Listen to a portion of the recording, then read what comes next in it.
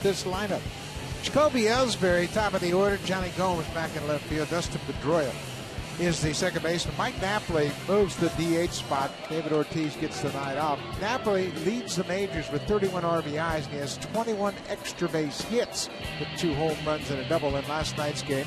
And Mike Carp gets the start at first base in place of Napoli. He had his first 2 home runs of the season here in this ballpark. One came as a pinch hitter in last night's game.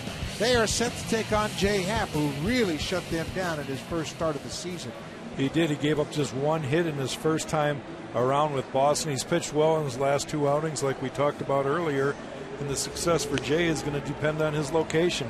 He can't be falling behind these guys because they've proven that when they're ahead and it's a hitter's count, they can hit the ball all over the place. So Happ will want to pitch ahead and then lean on his defense. It's Cabrera, Rasmussen, Bautista left to right in the outfield. Laurie's been playing great at third base. Kawasaki very steady at short. Bonifacio gets another start at second base. And Lind is at first tonight in place of Edwin Encarnacion. Aaron Celia back behind the plate will flash the signs for Jay Happ. And you see there Emilio Bonifacio is at second base tonight, getting a little more work in this week with his infield coach Luis Rivera, so we'll see how Boney does at second base. Jacoby Ellsbury, the leadoff man, takes one upstairs for a ball. We are underway. Boy, it is a perfect night for baseball. Absolutely gorgeous. First time the roof has been open this season at Rogers Center.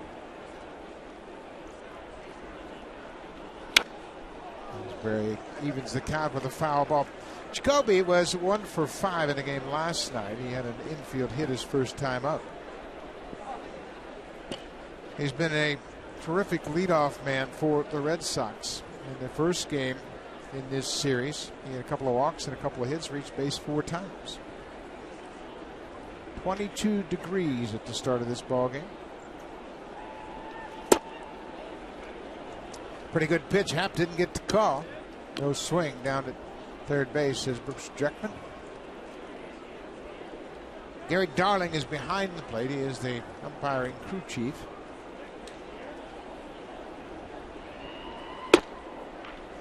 That's what you were talking about, Jack. Happ falling behind. Yeah, and it's, you know, it's an adjustment. We've talked about it so many times. It's an adjustment for all pitchers coming out of the bullpen, but this ball club and this lineup, you cannot afford to have too many mistakes at any time. Red Sox have had base runners on in the first in both of the 2 ball games in this series. Ellsbury's been on base both times leading off. Johnny Gomes was in the 2 spot last night. Ended up over 3 with a couple of walks. He is back in left field tonight. The Red Sox have had great success when they score first.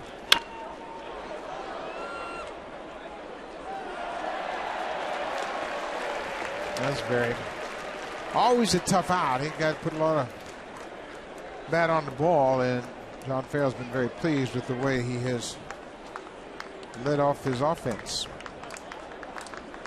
Jared Saltalamacchia, the regular catcher, with another night off. Another good pitch and another foul ball. Happ kind of got himself in a jam, falling behind 3-1. Now he's just got to throw quality strikes.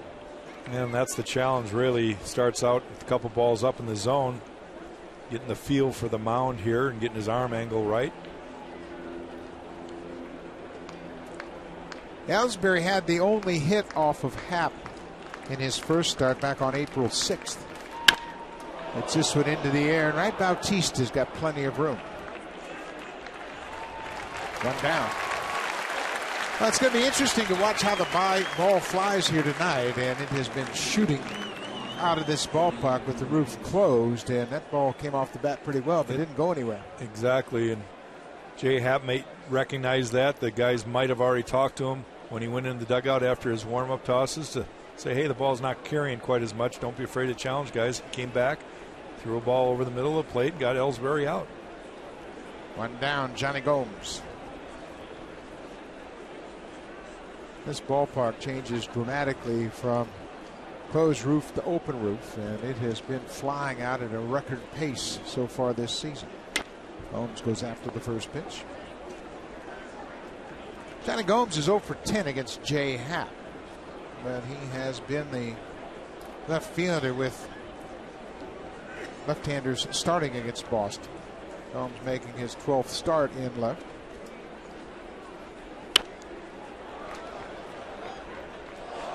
Talk about a hitter-friendly ballpark. Rogers Center has always had that reputation, and these numbers back it up. Miller Park in Milwaukee also very friendly to hitters, but Rogers Center has given up 48 home runs. In Great America Ballpark, of course, that's outdoors, but it's a bandbox as well. But the Rogers Center is second in baseball in giving up the home runs.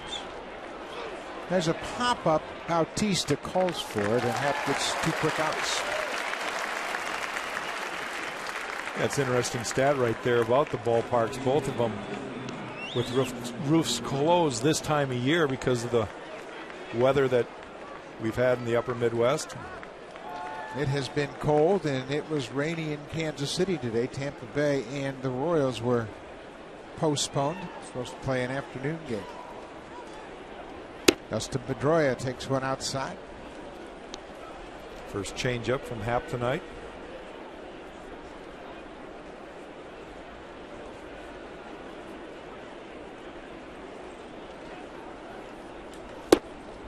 That's a pretty good pitch. Happ's going to have that for a strike to be successful.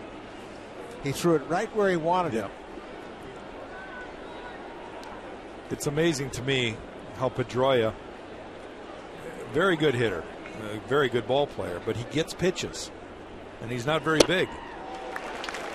Got a small strike zone. He's got a small strike zone, and that's my point. When you throw it in his strike zone, it better be a strike because it's hard to throw it in there. And he is a good hitter. You see, he stands in, and he's not much taller than Aaron Seaby in his crouch, but he certainly is about 6'6" as far as skill and heart. Yeah. Yeah, he's the kind of ball player that is pesky, and the other teams tend to dislike him. He's not afraid to go in hard at second base. He does a lot of things that can annoy the other team, but you want him as your teammate. Spoils a good pitch, and you can see Happ working over that down and away area. And he continues to pitch there, even though he didn't get that first pitch called in his favor. Well, that's one thing Pete Walker's been very impressed with Jay Happ this year, all the way from spring training, is how he's been able to locate, get a little rhythm out there, and then he's able to locate in and out. That's something that Pedroia has as a quality, makes him a tough hitter, is down, down, down. He'll get one pitch up, and he'll either hit it hard or foul it back. He rarely swings through it. Well, he rarely swings and misses, Buck. He's a very good contact hitter when he swings. Another fly ball to Bautista.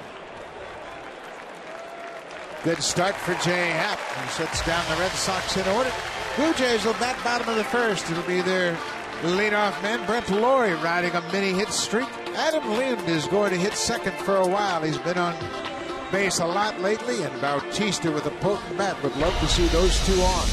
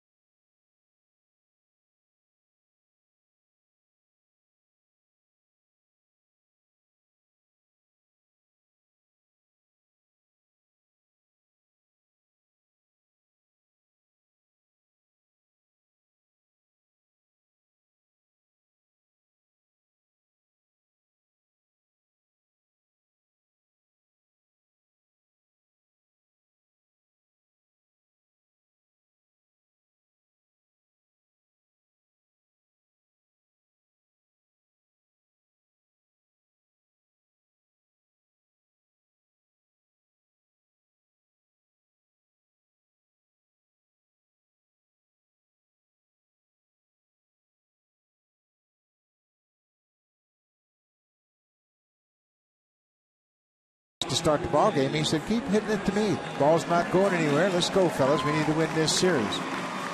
They've only won one series all season long. That was against the Royals in Kansas City. Take a look at the Blue Jays lineup. Brett Lawrie has that 6-game hit streak, top of the order. 8 for 24, a couple of home runs and 3 RBIs. And Jose Bautista will have the benefit of Lynn in the 2 spot. Last 9 games, he's at .389 with 11 walks. And that's exactly what John Gibbons is looking for with Lynn batting second. A couple of Canadians facing off here, Jack. Ryan Dempster. Yeah, Ryan Dempster, you know, you look at his numbers, and it's all about strikeouts with him. Strikeouts coming from a good hard slider, but he has been beat twice this year, so this is not the ace of their staff, although Ryan Dempster is a very good competitor. He will battle and battle and battle. Been in 7 innings or more on all 5 of his starts. Dempster will be 36 tomorrow, May 3rd. Lawrie hits it high and deep to center. Ellsbury on the run, looking up, home run, Brett Lawrie. The leadoff man continues to hit 7 straight games now, and he starts it off with the home run.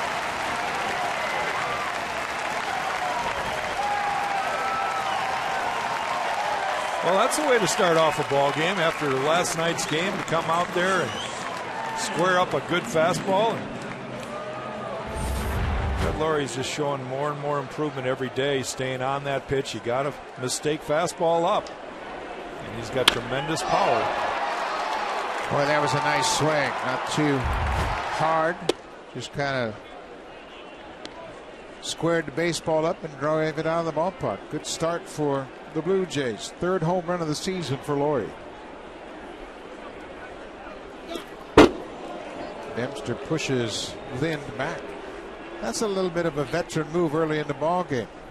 He threw a strike and said, you know what, I just gave up a home run. I don't want you guys getting too comfortable. Well, to me, that's one of the best pitches in the game. And it's not anything where anybody can challenge whether you're trying to throw at a guy. You throw it at their feet with a breaking ball. It's a great pitch to move their feet.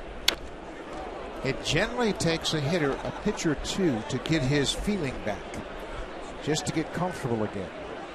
And you look at Lawrie saying it wasn't a 4-seamer, it was the sinker.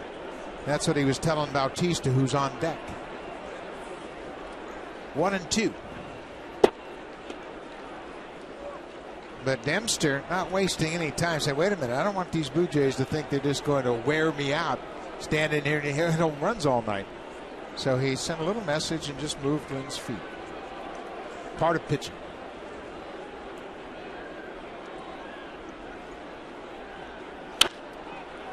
There's that splitter that Lynn got a piece of. And as you watch Ryan Dempster, one thing that he does extremely well, and has for quite some time, is throwing on both lanes, inside and outside corners, rarely hitting the middle of the plate. Only when he's behind the count has to throw strikes.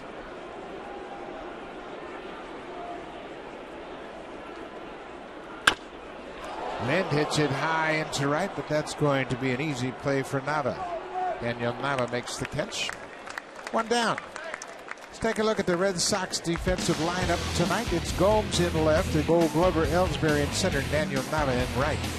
Will Middlebrooks has just 1 error so far this season. Stephen Drew is at shortstop. The Gold Glover Pedroia, he has 2 Gold Gloves to his credit. Mike Karp makes this his 2nd start of the season at first, and David Ross is back behind the plate for his 2nd consecutive night.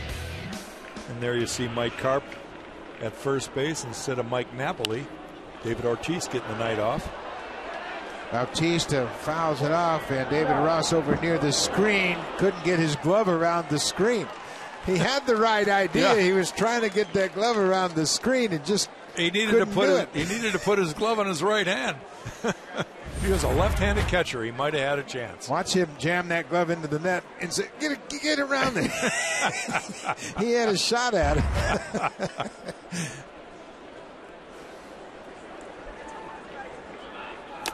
I tell you what, every time you get a chance to retire Bautista, you want to take advantage of it, and that's why Ross was upset. Like he might have got one off the meat hand there. You know, a piece of his shin guard that protects his feet. Just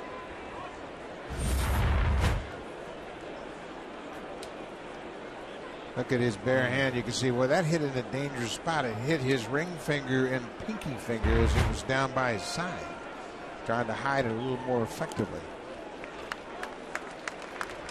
He's had an interesting start to his night. He got tangled up with the backstop. Now he might have. Yeah, and just to have a good buddy as a pitcher, the guy throws a slider in the dirt after he gets boinked on the finger. It's tough to be a catcher. Bautista, hot shot past Middlebrooks into left field. Johnny Gomes is over quickly to get it back into the infield, and Bautista hammers the ball past the third baseman. Oh, they have just given him an error. Whoever scored that has never been on a baseball field. This is a do-or-die play to the backhand side. That's a hit all the way. Well, we're just going to leave it as a 1B and wait, because a lot of times they'll change it. There'll be a whole bunch of guys in the press box to remind him that maybe he didn't make the right call. So Bautista's aboard. At the time right now, it's an error. Encarnacion.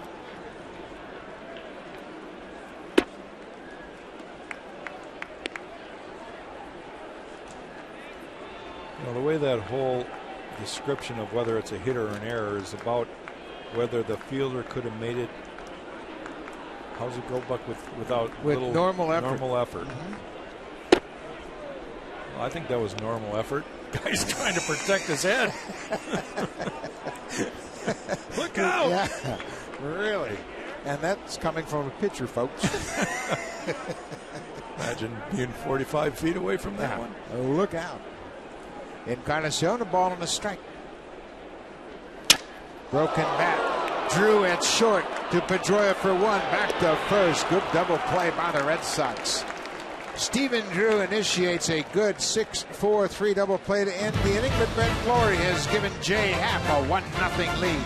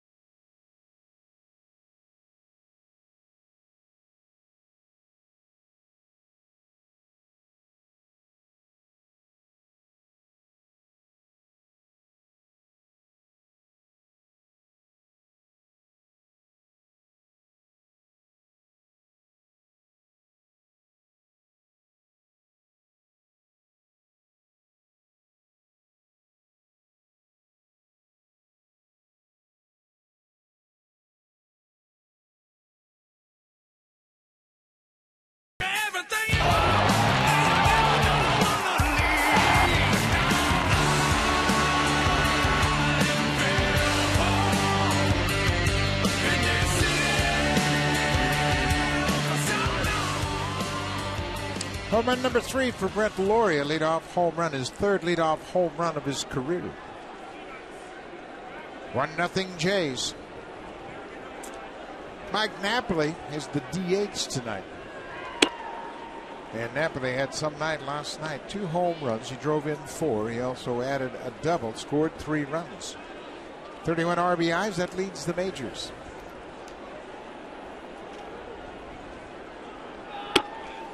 Boy, if you don't think baseball allows you to go from GOAT to hero overnight, Mike Napoli is the perfect case. Struck out 4 times in the opener on Tuesday night and then was the hitting hero on Wednesday.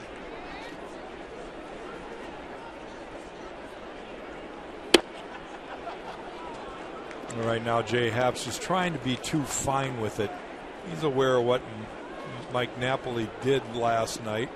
Hit about 1,800 feet of home runs, but you got to pitch him anyway. Good ball down and away right there. Off-speed pitch.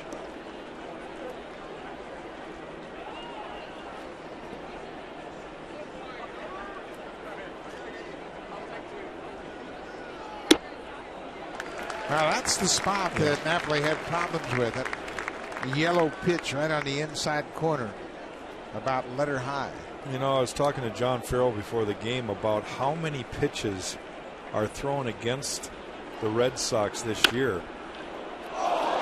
Laurie almost got hit in the face with that line drive. Napoli will head toward second. He'll get there standing up. And it's because of at-bats, Buck, like that. Mike Napoli working a 3-2 count. And the Red Sox have done a great job of not swinging out of the strike zone. And they're getting deep into a lot of counts and building up the pitcher's pitch count. Brett Laurie jumps for this ball, and that ball just missed his ear. And that's the situation where that was a sinking liner. He jumps up. Napoli thought he was going to catch it, and it hooked right over Laurie's right shoulder.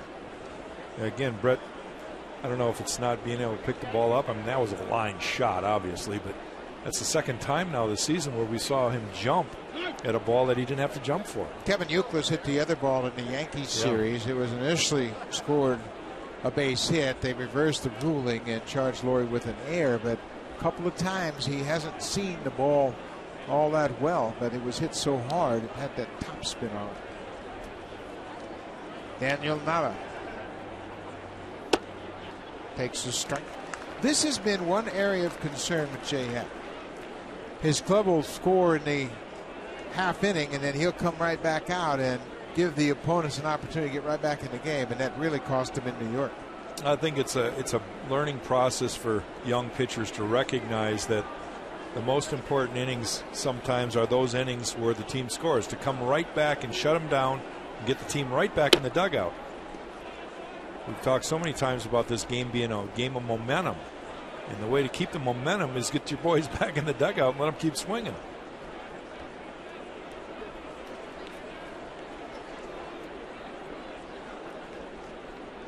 John Gibbons feels that his ball club, everybody just kind of pressing a little bit because of their record. Got off to a slow start with all the expectations so high. Everybody's trying to be a little too perfect, and I think that's a great example of Jay Happ right here. Yeah, he's very aware of everything. I mean, guys, they watch the game with their eyes open. They see, and you know, everybody tries to do, like you say, Buck, more than they're supposed to, more than they're capable of sometimes, and that's not the way you can play the game. You just got to focus on what you can do. Now the swings right through it. Well, another good location, fastball down and away. When you would throw a good pitch in a good spot like that, would you ever say to yourself, that's exactly the feel I want? Absolutely. You want that to register in your brain. You've got to, if it doesn't, you're in trouble. You've got to understand that there's the spot, there's the release point, there's the body delivery, there's where my legs have to be, there's where I have to finish up. There's so many things. But you want to be able to repeat it. You talk about the great pitchers, Mariano Rivera probably coming to my mind quicker than anybody. Here's a guy that repeats his delivery almost perfect, and he's done it for 19 years. Yeah. 19 years he's had a repeatable delivery. It's simple, and he can get into that delivery very quickly. 2 balls, 2 strikes. Napoli with the leadoff double is at second. Nava strikes out. Good location with that heater inside. 1 down.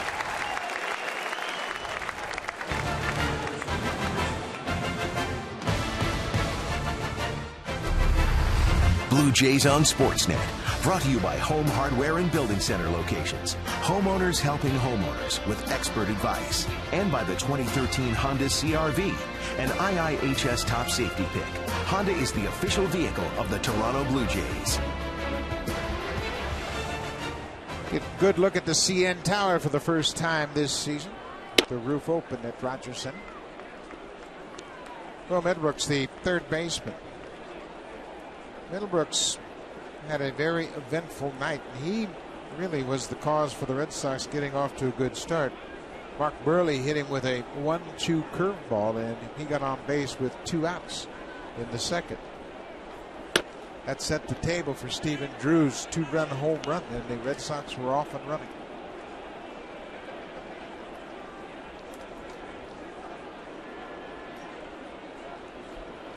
Napoli with another double tonight. He had a double in last night's game. Also hit 2 home runs.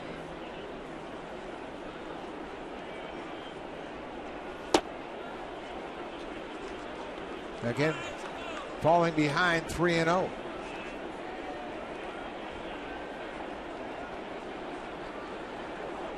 And Jay Happ, he'll be the first to tell you he doesn't have the kind of stuff to pitch from behind. I mean, if you throw 97, 98, you can fall behind and then get back into the attack. But he needs to pitch ahead. Green light on 3-0, and why not? The way the Red Sox can hit the ball out of the ballpark. Middlebrook got the green light.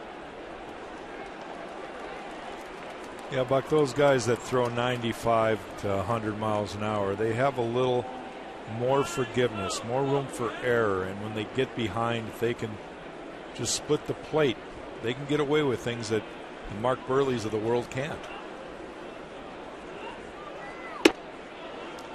Inside, and Middlebrooks will walk. Now Aaron Sebia out to have a chat with his left-hander. First and second, 1 down. Not a whole lot of at-bats for this Red Sox lineup against Jay Happ in the past. Mike Karp, who is starting at first base tonight, hasn't faced Happ. Double play is in order. Napoli at second, Middlebrooks at first.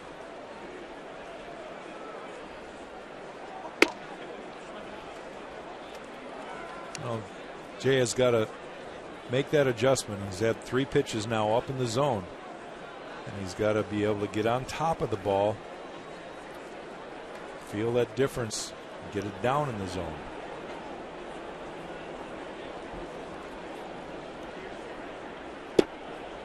That ball handcuffed Aaron Sebia. It looked like it might have been a good pitch. Yeah, it was a strike.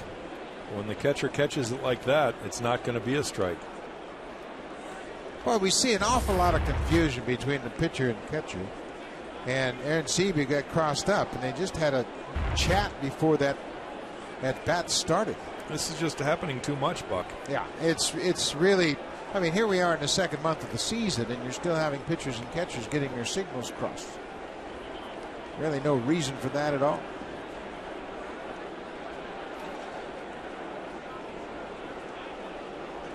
.37 pitches, and that's awfully high early. Same pitch.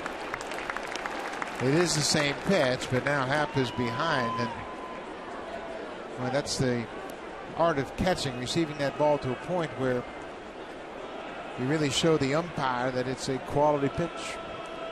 2-1, 1 out.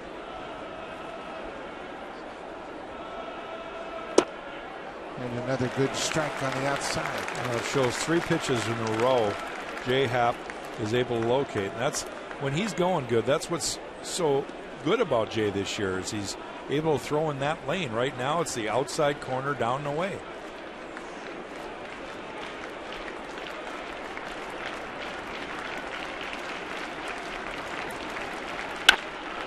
Breaking ball hammered into right. Bautista cuts it off. Napoli's getting the wave home. Here's the throw to the plate, and not in time. Napoli scores from second as Karp delivers an RBI single to right. He threw him a breaking ball and got too much of the plate. Sometimes hitter or pitchers just try to get too tricky. Jay Happ fell behind early in the count, but he threw 3 straight fastballs. One that was crossing up JP, but he threw 3 straight fastballs in a great location, and then he tries to trick him with the breaking ball and leaves it out over the middle of the plate. And Mike Karp shows him that you don't do that against us. Well, even with Mike Karp, who is a backup player, and he's getting a start here tonight, Most guys shorten up their swings with 2 strikes. They're trying to put the ball in play, especially in run-producing situations. So the catcher, David Ross,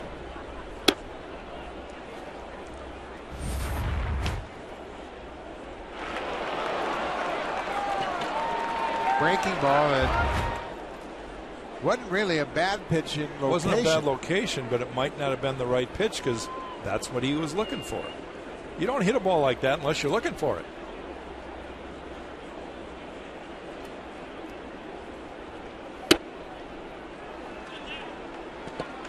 Happ hasn't got too many borderline calls early in this game, and it has cost him a lot of pitches. And unfortunately, the pitch count's getting up, 42 already. We have 1 out in the second inning. 4 outs, 42 pitches.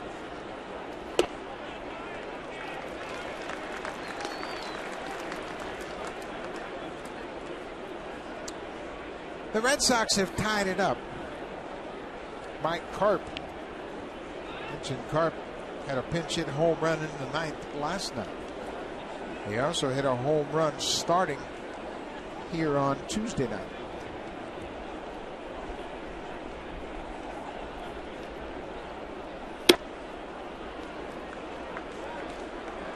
Three and one. There's too many hitter counts early in this ball game, and the Red Sox will take advantage of that. Well, it just makes your defense sit there and stand around too much. Right now, Jay Happ's having a little trouble working a faster pace. That walk will load the bases. Second walk of the inning. And Pete Walker is going to come out and see if he can't help sort things out. Stephen Drew, the number 9 hitter, will be the hitter with the bases loaded, and he got everything going for Boston last night. Right there, Mark Burley left the fastball over the plate. Stephen Drew got his first home run. For Drew, that was the first of 3 hits he would have. He had an interesting night. A 2-run home run, then he hit into 2 double plays and finished up with 2 more singles. So Pete Walker delivered his message. And Burley and R.A. Dickey having a chat about this inning, I'm sure. The Red Sox tonight have averaged 6.9 pitches per plate appearance. That's what they do. They're very patient. They'll make you work, and they'll make you prove that you're going to throw it over. And that's one thing John Farrell was talking about with me before the game, is that it's amazing how fast we can run up the pitch count on the opposing pitcher because of the patience at the plate. It's a sign of a disciplined hitting team. Drew got underneath it. Bautista trying to gain some momentum to line up the throw. Tagging at third is Middlebrooks, and here's the throw. It's on line, but late. Happ backs up the play. Carp goes to second on the throw, and the Red Sox have taken the lead. Jake. Middlebrooks scores on the sac fly by Stephen Drew. Bautista did everything he could, getting lined up and his momentum going to the plate. It's right on line, but a tad late. Awfully deep and right.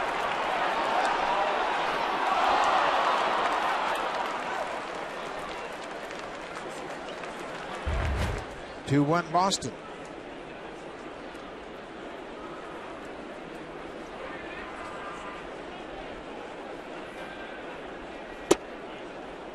And Carp went to second. Of course, that's David Ross that went to second. Bautista's charged with an error.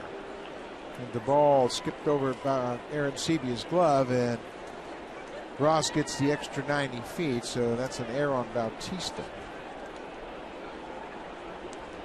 Carp's at third.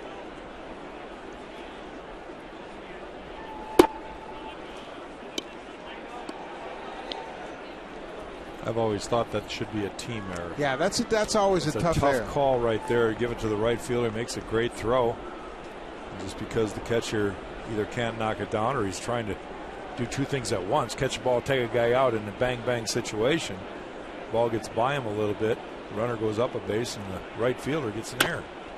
Yeah, and I agree with you. I think that's a good call because Bautista did everything he's supposed to do and made a great throw right on line, a high throw, and there Sebia is trying to catch it and swipe tag the runner. He knows it's going to be a bang bang play at the plate. You know what happens because of that is outfielders tend to just hit the cutoff man, don't even try to attempt it because they know that they have a chance of getting an error in a play like that. 1-2, 2 outs. Big at bat for Jay Happ here. It's a huge at bat. Right now, Jay Happ's got to just stop the bleeding. Multi-run innings after 2 will kill you. It's early, you're down 1 run. You can live with that. Get a base hit here and you're down 3 runs. Different story. 2-2. Defensive swing, and Ellsbury stays alive. Dave Bergman, my first baseman in Detroit for so many years, used to call that the emergency swing. That's exactly what it was, wasn't it? Yeah. Ball's deep. You realize, oh, that could be a strike. I better swing. Almost take it out of the catcher's glove. So Aaron Sebia and Happ have talked things over, trying to finish this inning. They're going to go with no sign.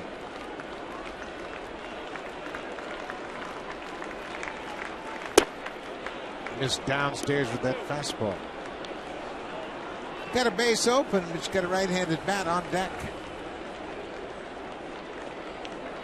Johnny Gomes, the left fielder, is standing on deck. Red Sox have scored 2 runs this inning with the benefit of 2 walks.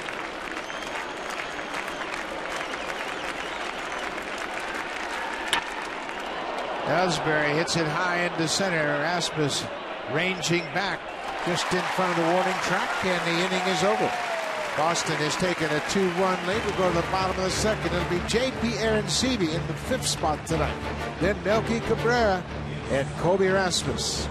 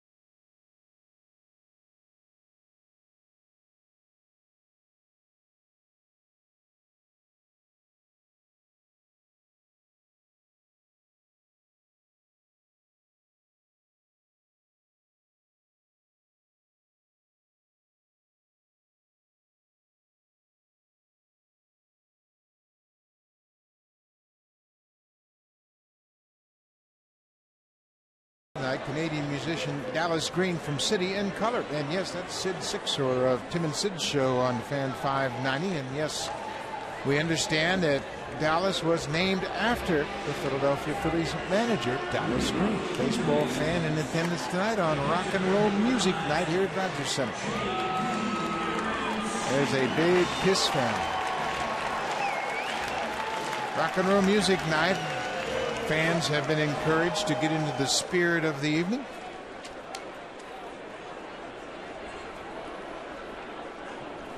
Blue Jays are down by 1, 2-1.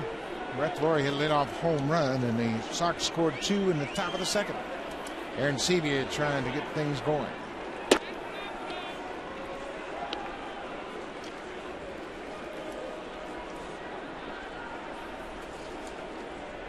Brian Dempster making his first appearance at Rogers Center. There's that slider you were talking about, Jack. Well, now Ryan Dempster's got a lead himself to work with. He's thrown a total of 18 pitches through 1 inning. That's a base hit to right. Aaron Sebia went upstairs and slashes it into right.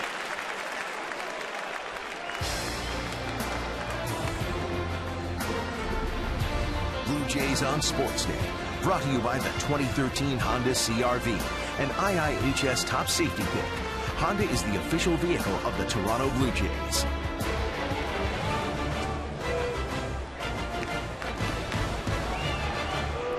The Blue Jays trying to answer quickly to the 2 runs the Red Sox scored at the top of the inning.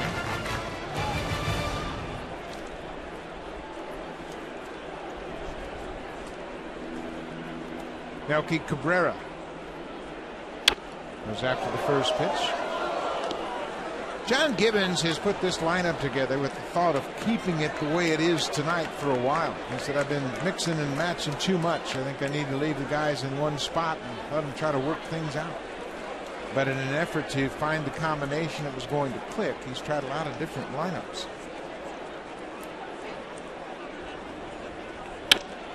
There's a ball into center field. Ellsbury over quickly makes the catch, and Aaron Sebia has to slide back into first. Ellsbury was a Gold Glover in 2011, and even shows his range right there as he went into the gap to haul in that line drive. Ellsbury fills the gap very quickly, and JP goes, whoops, I got to get back. Didn't realize he had more time than he thought. Didn't really need to slide, but it's always a good idea. No reason to play base coach when you're running back to beat the throw. Colby Rasmus, .230 average at the start of the game tonight.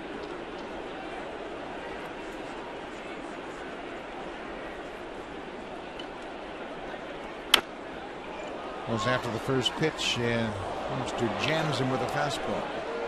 Buck, you mentioned that John Gibbons talked like he'd like to have this lineup for a few days and give it a whirl, see how it works out. But the one question I think will be second base.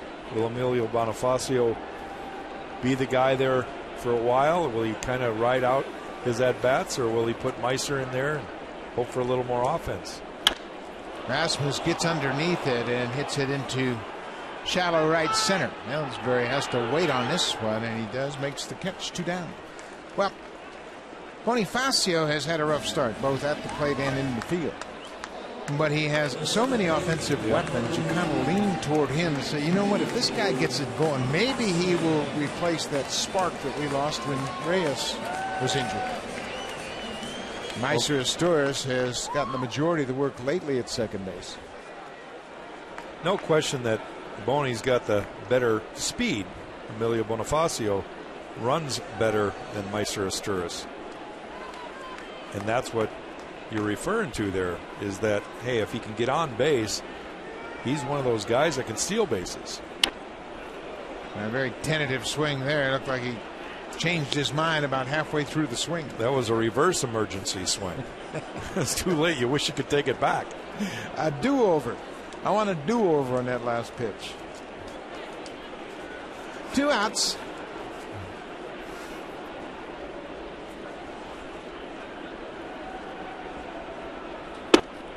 Upstairs, the ball on the strike.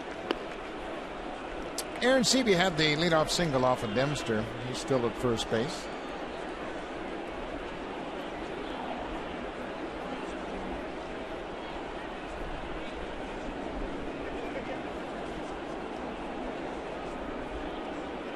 Dempster wasn't quite sure of that last sign that he took from David Ross. He wants to get a new set of signs.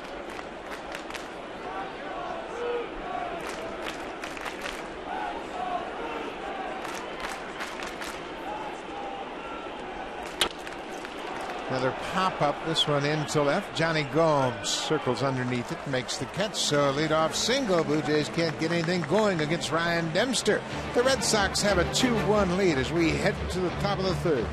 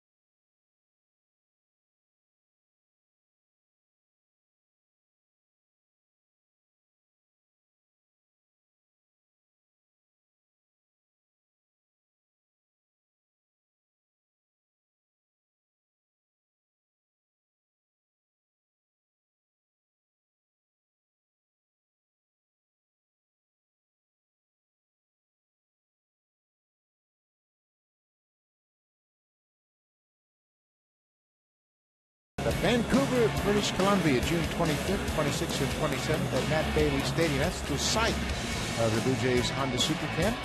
Instructors include Hall of Famer Roberto Alomar, Cecil Fielder, Homer Bush, Lloyd Moseby, Candy Maldonado, and Devon White. Visit BlueJays.com/Baseball Academy for more information. The Toronto Blue Jays are proud supporters of amateur baseball across Canada.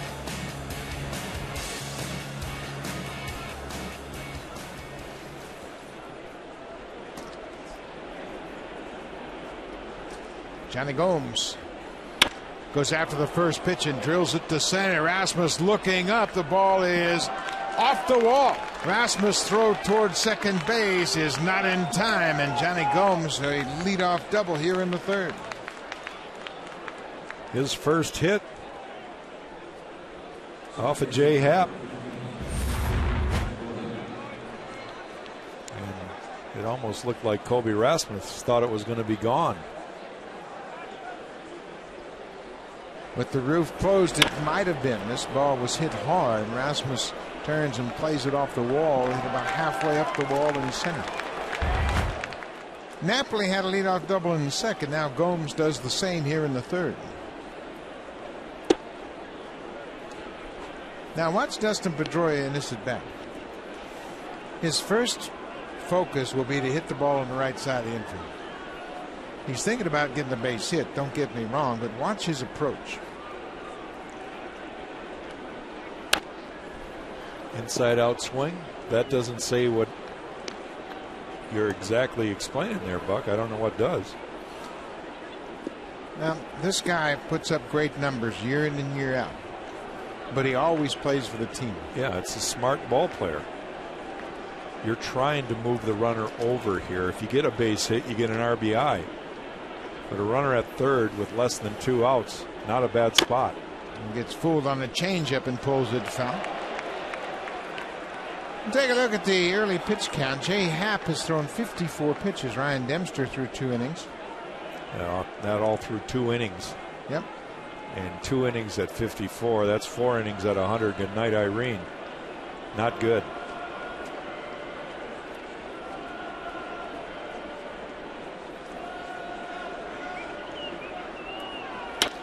Pedroia hits it toward right center.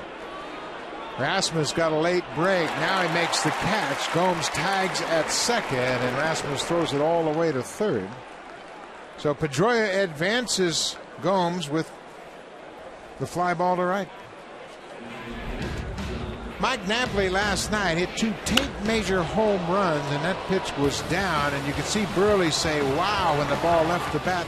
472 with the first one, and just for good measure, he wanted to make sure he was squaring it up. This one's 467. 2 of the longest home runs ever hit here at Rogers Center. Mike Napoli touched them off both.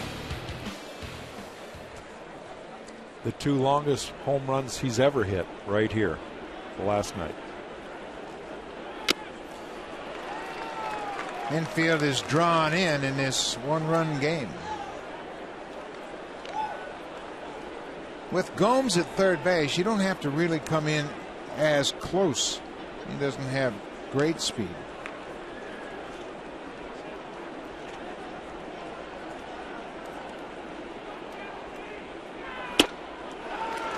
Couple of balls upstairs, and Napoli's a different hitter when he tries to hit that high pitch. Well, if you can elevate a fastball and stay in the strike zone, in the upper part of the strike zone, and have a little giddy up on it, Mike Napoli does have a little loop in his swing. He's an uppercut type hitter, and he has a tough time catching up with it. Remember a guy named McGuire that had the same type of swing up and away. He drops that breaking ball in there, a high curveball. He is telling the umpire, Gary Darling, that's up. But Darling rings him up, a 3-pitch strikeout for Jay Happ. That's a very big out right there. Now Jay Happ with 2 outs. The infield can move back.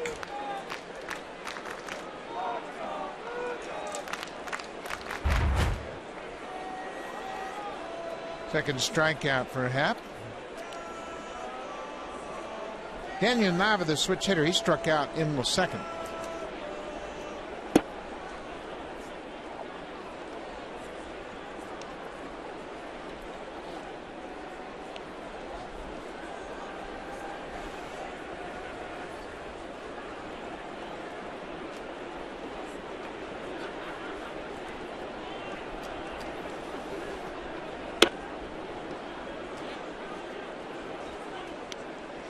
You mentioned release point, talked about Mariano Rivera, and Jay Happ really hasn't been able to find that consistent release point. You can see the first pitch was down, second pitch is way up and away.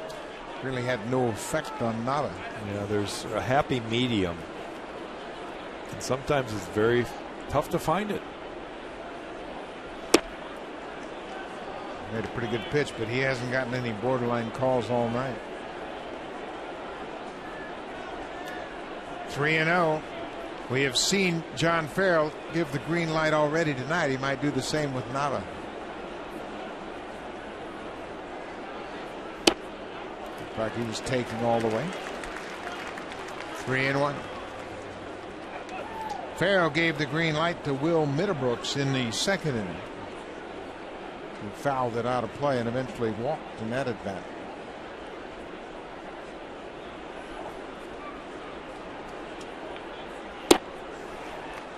Nava takes the walk. That's the third walk issued by Jay Happ already tonight.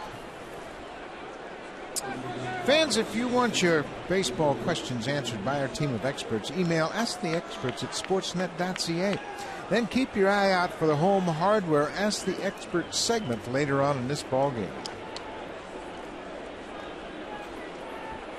So with Nava taking the 2-out walk, he's at first. Gomes is still at third base. Will Middlebrooks walked and scored in the second.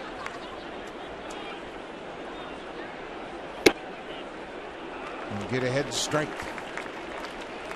At this point, that's the best pitch he's thrown all night, a get ahead strike. Falling behind too many guys. It led to a huge pitch count inning and 2 runs in the second inning.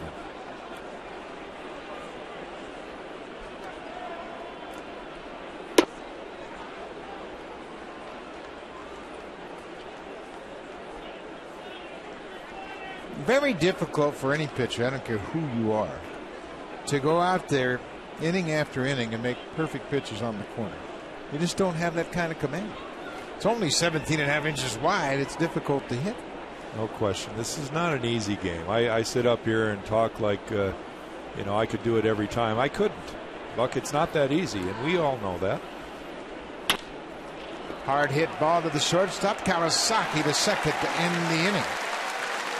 So the Red Sox get leadoff double. They can't do a thing with it. Munenori Kawasaki will try to get things going. Then Brett Lawrie and Adam Lind.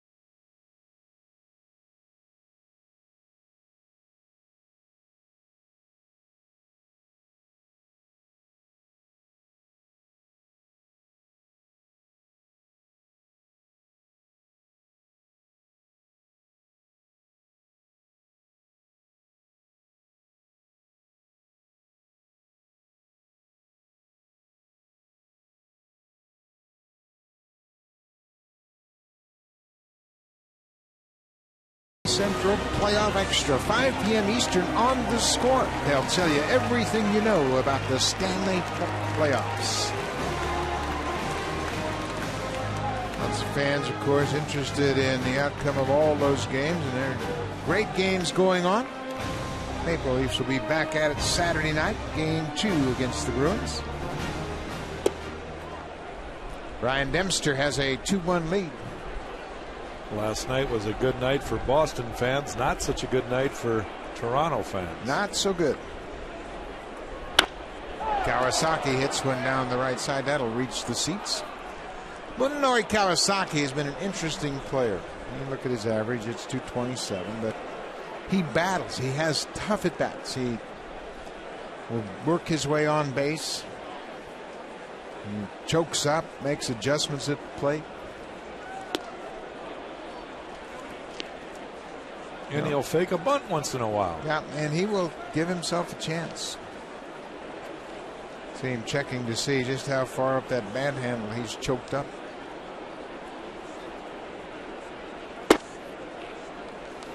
He'll do that. He'll take borderline pitches until he gets 2 strikes.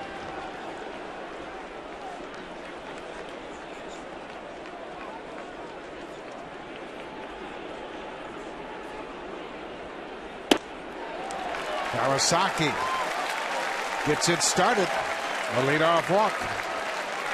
Fans, it's time for a BlackBerry Sneak Peek stat of the game, brought to you by the new BlackBerry Z10, built to keep you moving. And we're going to take a look at Ryan Dempster's strikeout per 9 innings rate.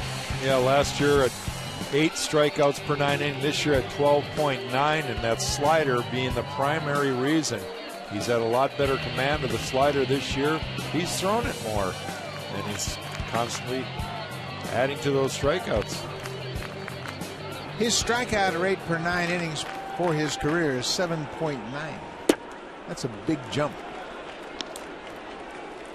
And the breaking ball has been a key to that. Take a look at his sliders. Opponent average 2012, 232, down to 162 this season. That kind of says everything right there.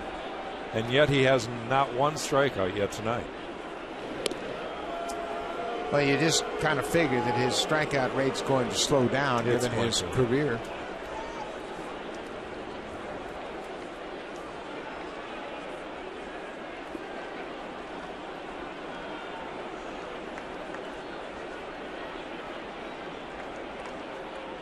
A couple of BC boys going head to head.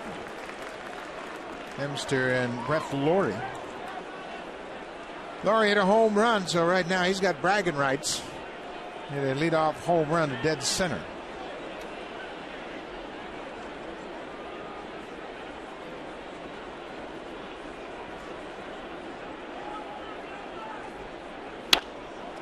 Off-speed pitch that's popped up. Carp over on the warning track makes the catch. That's the first out of the inning. Blue Jays have had their leadoff man reach in all 3 innings so far.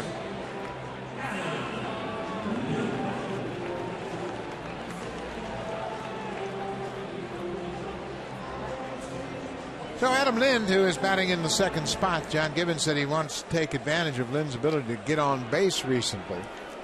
That has been a real problem for the Blue Jays as a club. Coming into this game, their team on base percentage is .293. The one thing that Adam has done well is be willing to take a walk.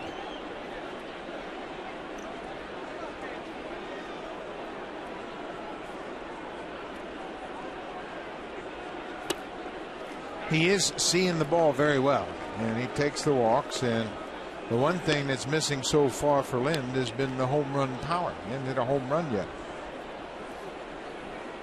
But generally, when you're seeing the ball well and you're swinging at good pitches, the next thing that comes are hits and home runs. There goes Kawasaki. Ross unloads in a hurry, and the ball skips on Stephen Drew. Kawasaki has a stolen base, his second of the season. David Ross one-hopped the ball to second, and that allowed Kawasaki to slide under the tag. Molinari getting a good jump there off of Dempster. And now the Jays have the tying run in scoring position. And Lind has the count in his favor with the protection of Bautista on deck. Pretty good combination. Dempster's already walked Kawasaki.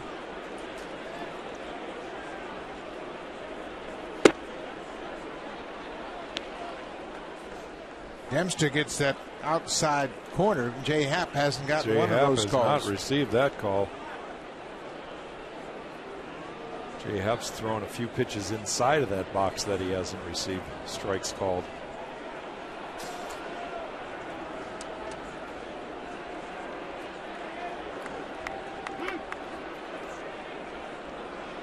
Ross and Dempster couldn't settle on a pitch to Lind, so they'll go through another set of signs.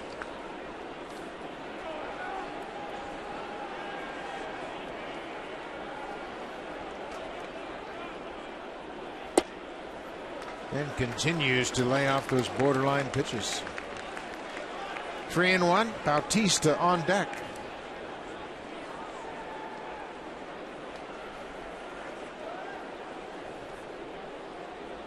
Bautista hit a hot shot to the third baseman. It went into left field. It was originally scored in air. It's since been changed. Dempster certainly doesn't want to throw anything inside of Adam Lind. Now he's got a full count. Dempster has allowed just 5 hits with 2 strikes coming into this game. He just doesn't give in. And there he uses that slider on a 3-2 pitch and misses. Well, the Blue Jays are aware of the fact that Dempster will throw that breaking pitch. 3-2 counts, 2-2 counts. But he's struggling with his command a little bit this inning. He walked Kawasaki. Now he walks Lind. He had Laurie down. 2 balls, no strikes. So Bautista will hit with a couple of men on. Lind at first, Kawasaki at second.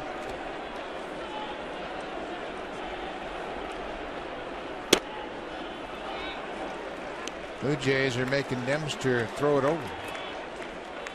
Something they haven't done a lot of this year.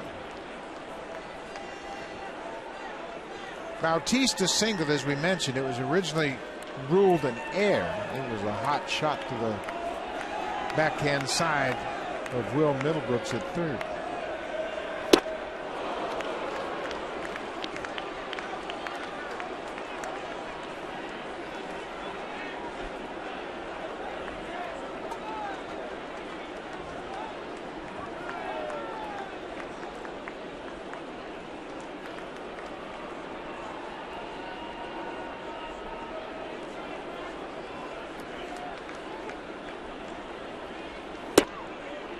Way outside.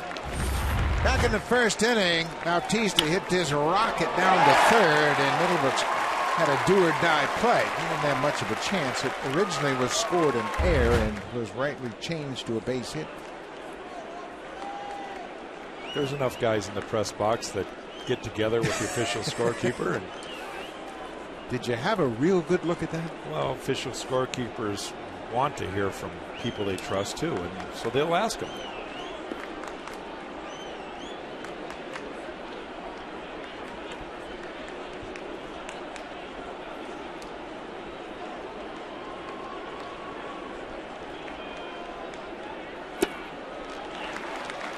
Well, the Blue Jay hitters, they're having a real good look at Ryan Dempster right now. They're not offering it any of those borderline pitches. This inning, Dempster's pitch count is up there a ways away from Jay Haff's, but his total's at 44. Juan Nieves, the pitching coach, looking on with a little concern.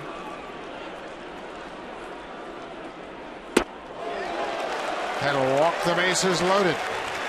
So Dempster got Laurie to pop up in foul ground. That's the only out of the inning. And now Edwin Encarnacion will step to the plate with the bases loaded and one out. American League home run leaders: Chris Davis, Edwin Encarnacion, Michael Morris of the Mariners, all tied at 9. Michael Morse will be in here tomorrow night. Dempster has thrown 19 pitches this inning so far, and he's not done yet. And now Dempster and Ross are going to talk things over.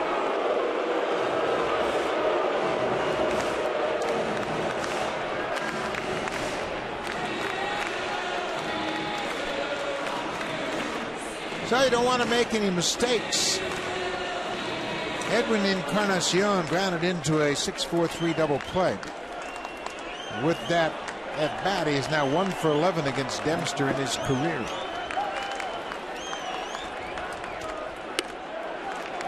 Check that, he's 1 for 12 in his career.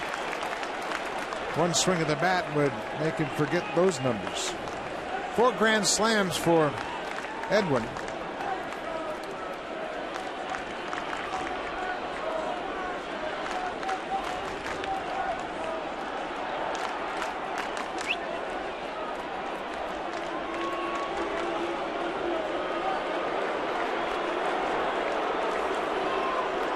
Edwin had his 10th multi-home run game in the series opener on Tuesday night. Hit 2 homers.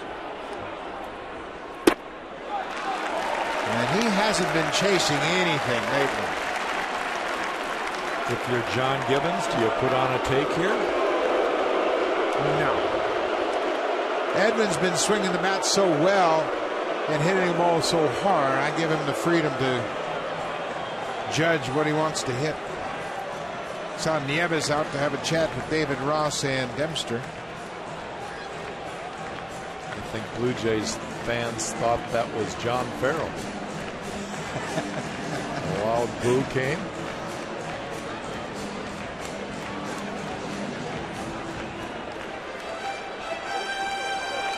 John Farrell has had a much more relaxed second trip into Rogers Center. Checking with Nieves to see if the message was delivered. Encarnacion is just 2 for 22 against Boston this year, and both of those hits have been homers. On the ground, Stephen Drew to Pedroia for 1, back to first, double play. So Ryan Dempster gets Encarnacion to ground into a double play for a second time tonight, and that ends the Blue Jays' threat in the third. 6-4-3 double play.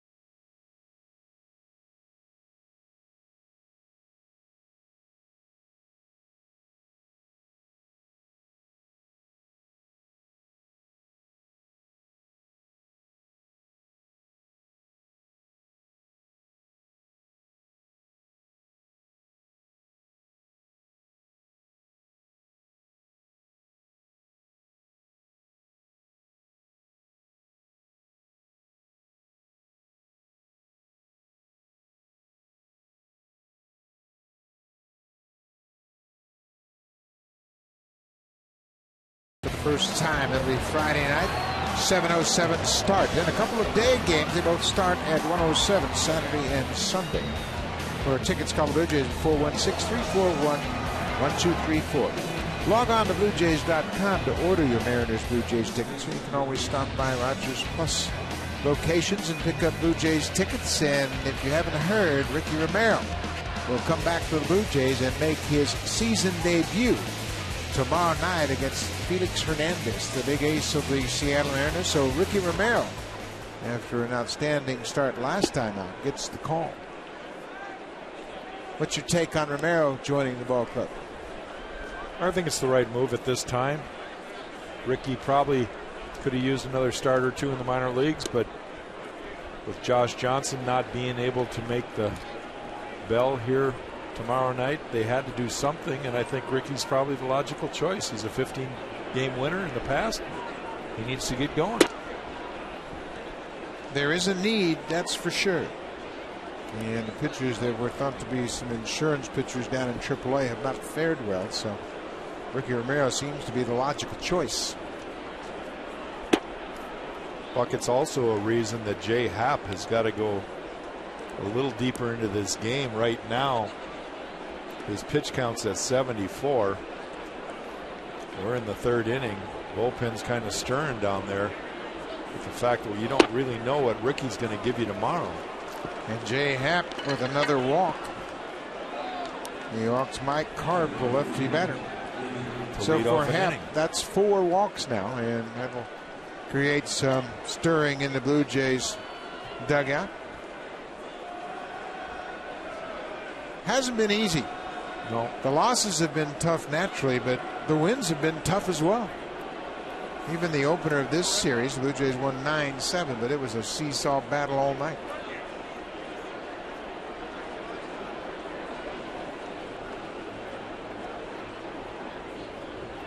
David Ross, he had one of the 4 walks and gets the count in his favor. Okay, Mr. Pitcher, we're into the first week of May. It seems as though, and whether by design or not, that the Blue Jays starters have been held to just about 100 pitches. Is it time to ask them to reach a little bit deeper?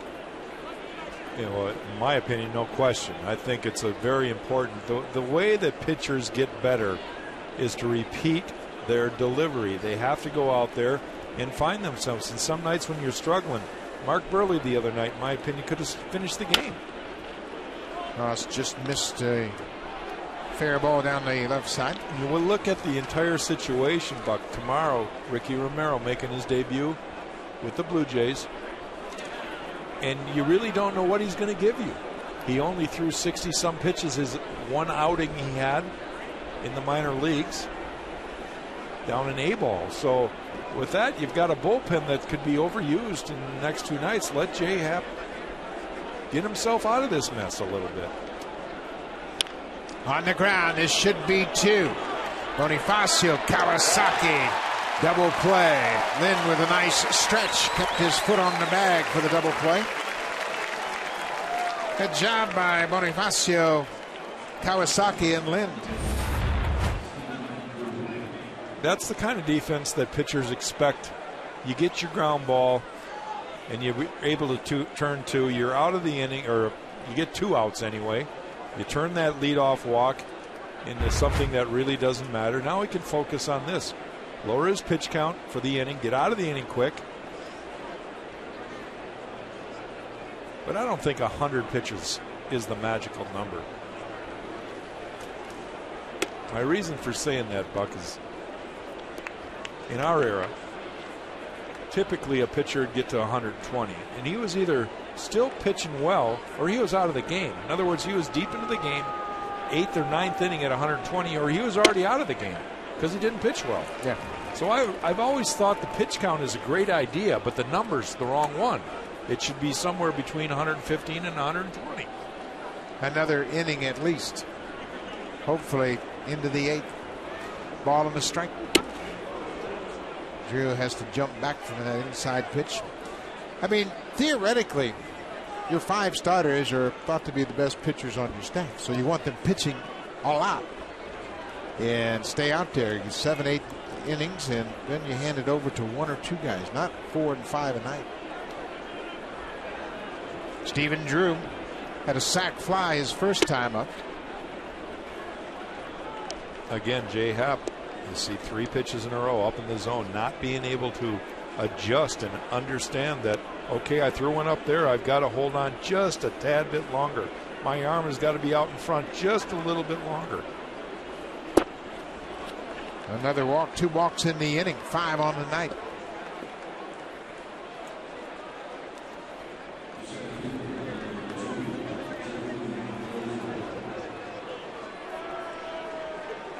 Jay Happ had no control issues whatsoever back in spring training. He threw strike after strike. Everything was down in his own, but obviously this is not spring training. Back to the top of the order. Ellsbury will bat for a 3rd time already tonight. This is just the 4th inning. 2 outs.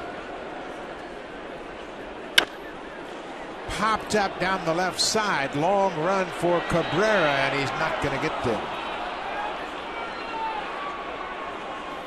Cabrera was shaded over in the alley in left center. He had a long run, not much of a chance to get that ball.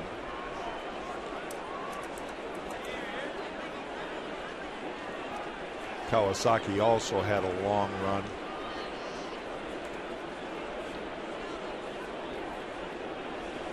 Jay Happ has pitched from behind all night. Just 7 of 19 first pitch strikes, and you're just creating a big hole for yourself.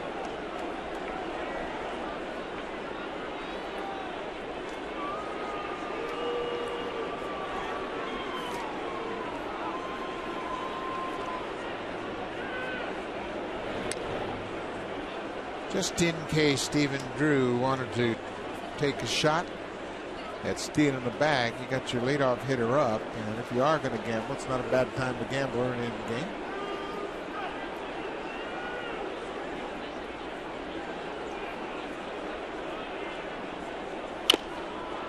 Ellsbury's behind 0-2. Just to finish up the thoughts about that pitch count, and I agree with you. I think it should be extended. But I think, too, and you can tell me if I'm right or wrong, that pitchers have a chance to work things out in the mound during a game facing big league hitters. You might discover something. You look at the history of the game, and most good pitchers are beaten early in the game. And when they get to the 4th inning, they have usually got it figured out. They start throwing strikes, and they're able to repeat pitches, and they're able to find their breaking ball when they didn't have it in the 1st inning. And that's not a coincidence. That's just because they repeat it. They work on their skill, and that's throwing pitches. Happ is ahead 0-2.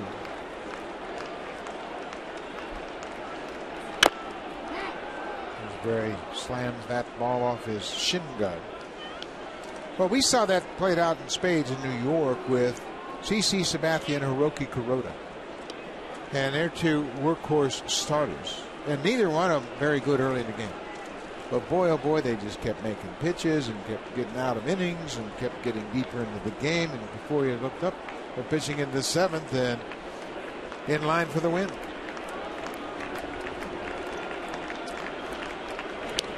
But the game is decided in 9 innings, not 2 innings, not 3 innings. And for a starting pitcher to have a chance to win a lot of games, sometimes it takes those 7th and 8th and 9th innings to get the run support. You have to be out there to get that. And CC was, and so was Kuroda. Drew thought about running. The pitch was upstairs, and he got back to first. Took a couple big steps towards second.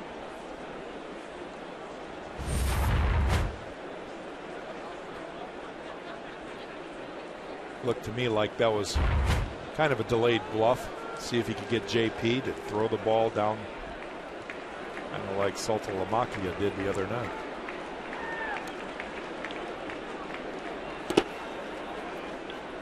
Ball in dirt. Curveball was bounced in the dirt. Ellsbury, he's always a tough out. He fouled off a couple pitches 0-2. He's worked the count to even again. That's the thing with Boston. You've got Ellsbury, who's a phenomenal leadoff man. Then you got Pedroia right behind him. Johnny Gomes hitting in the 2-hole today. But those first 3 guys typically can give you some high pitch count at bats. Another foul back. And that's how they do it.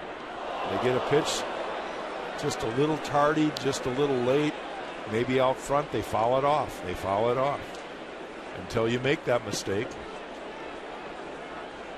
And then they make you pay for it. It's what hitters refer to as grinding out at bats.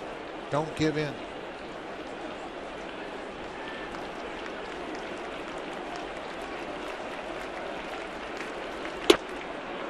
Full count. Stephen Drew at first base will be off on the pitch. It's a full count with 2 outs.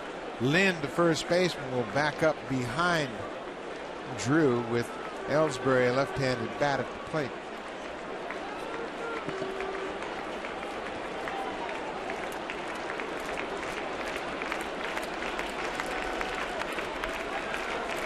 There goes Drew.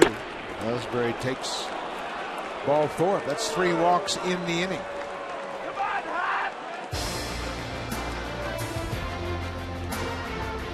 The 2013 Honda CR-V, an IIHS top safety pick. Honda is the official vehicle of the Toronto Blue Jays.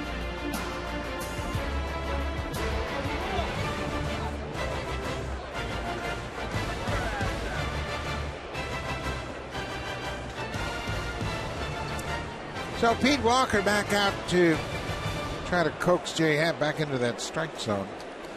Jay Happ has thrown 91 pitches, and Brad Lincoln, who was just recalled from AAA Buffalo. Josh Johnson was put on the disabled list, and Brad Lincoln was called back up and was just recently sent back down. But because of the injury to Johnson, Lincoln doesn't have to spend those 10 days in the minor leagues. He can come right back.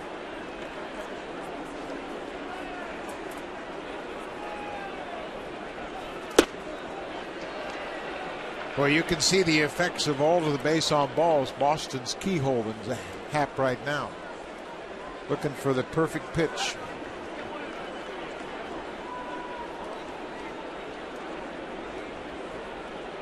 Gomes hit a double off the center field wall his last time at bat.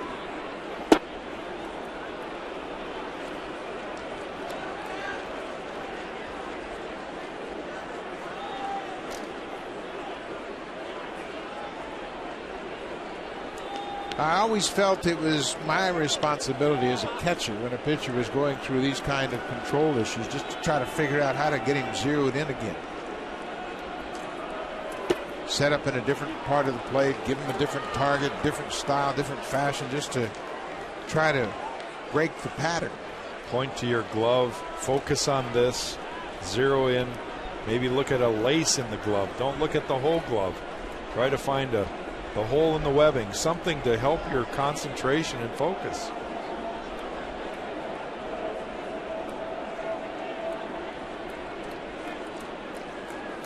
Three and 0. 4 walks in the inning, and Boston hasn't scored the double play. And it looks like Gibbons has had enough. He sends the catcher out to buy a little more time for Brad Lincoln. 95 pitches and more balls than strikes.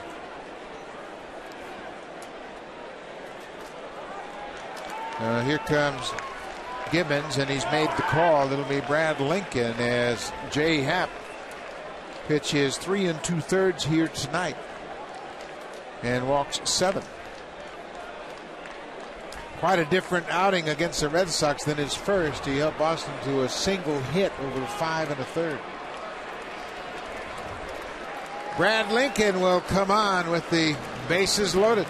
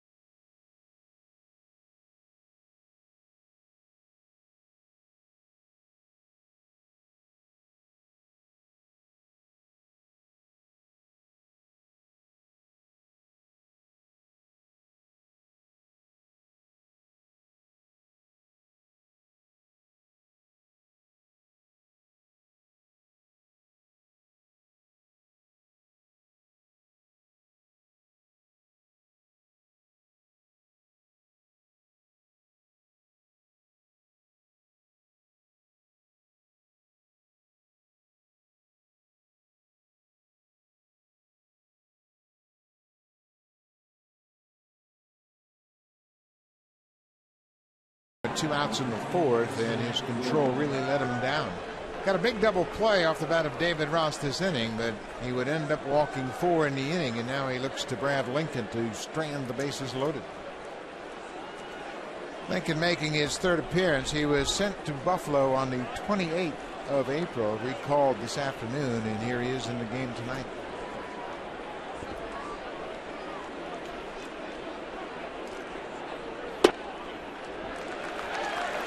First pitch, strike. Stephen Drew took the 2-out walk. He's at third. Ellsbury walked, as did Johnny Gomes. The bases are loaded for Dustin Pedroia.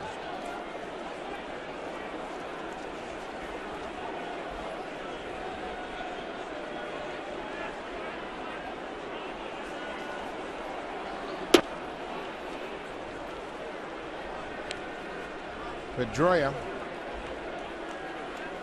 advanced the runner from second to third back in the 3rd inning with a fly ball to center field. But the Red Sox couldn't capitalize on that. Leadoff double by Gomes, and the man at third, less than 2 outs, they couldn't score.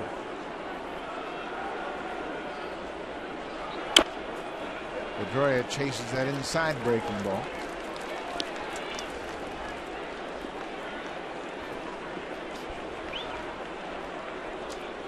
Lincoln working ahead in the count here. 2 strikes, 1 ball, bases loaded. Has to come in and put out a potential fire that could be disastrous.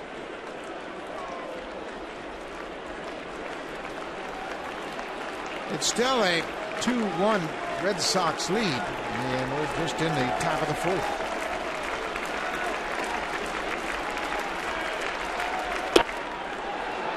Hit that outside corner and missed. 96 with the fastball, but it missed.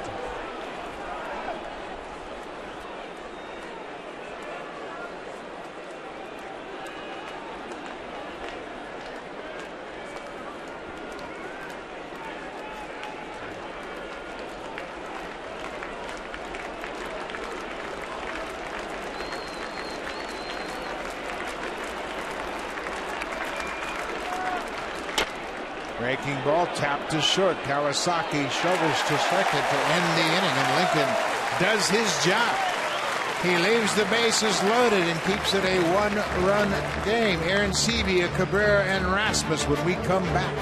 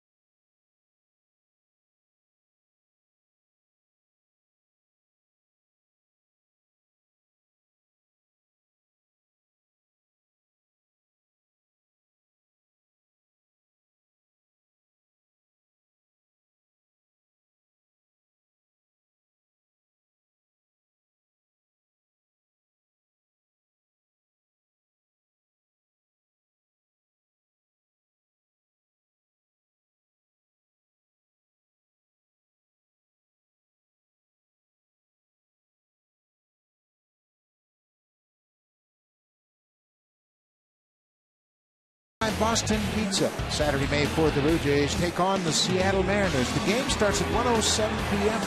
There are special kids price tickets in the 200 and 500 level outfield seats. After the game, kids 14 and under can run the bases just like the pros. Call the Blue Jays for tickets at 416-341-1234. Log on to BlueJays.com and stop by most Rogers Plus locations. Junior Jays Saturday.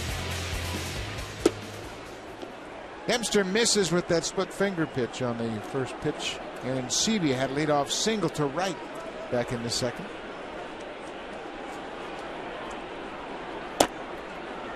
Neither pitcher that started this game has had very good control tonight. Dempster had the bases loaded with 1 out and got Edwin Encarnacion to hit into a double play to end the 3rd inning.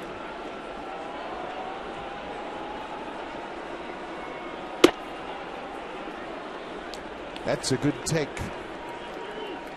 Takes a strike, but Dempster has been fighting his command.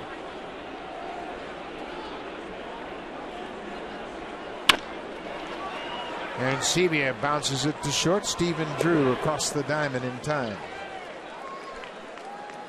Jay Happ, coming off 2 decent starts against the Orioles and the Yankees, had a disappointing start tonight against Boston. Goes just 3 2/3. Allowed only 3 hits, but look at the walks. 7 walks, including 4 walks in the 4th inning against Boston, and that's when he was lifted in favor of Brad Lincoln. A pitch count at 95, just too darn high. Jay's disappointed. It wasn't the kind of night he wanted, and we haven't seen it all year, so we give him a pass, I guess, and hope that next time out he's able to find his command again. That's the most difficult thing for a starter. You have a game like that and you got to wait 5 days to pitch again. It is. It can eat away at you. Melky Cabrera lined out to center his first time up.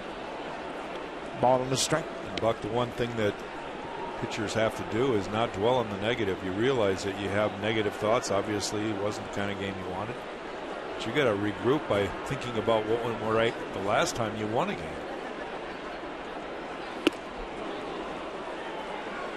Cabrera just can't lay off that high fastball, and he's getting a steady dose of high fastballs.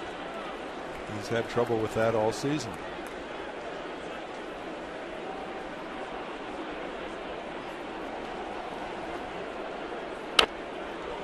He stays alive. It just looks like he's off balance and reaches for a lot of those pitches away. But I know last day he struggled a bit with the Giants and turned things on dramatically in the month of May. Hopeful maybe that's what's going to happen again.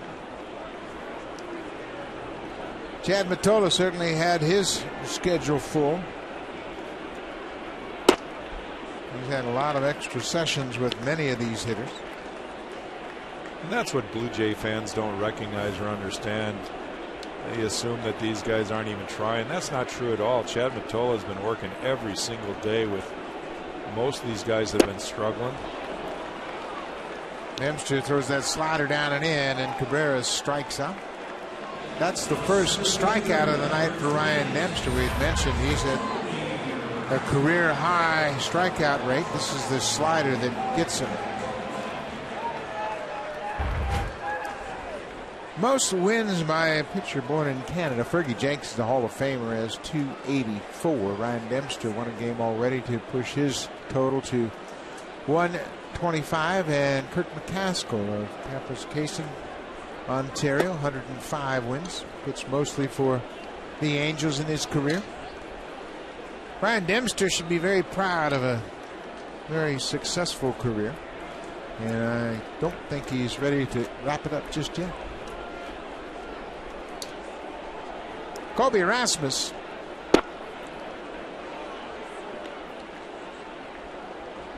I guess that was a strike. That's what Gary Darling said. Ball ran down and away from Rasmus.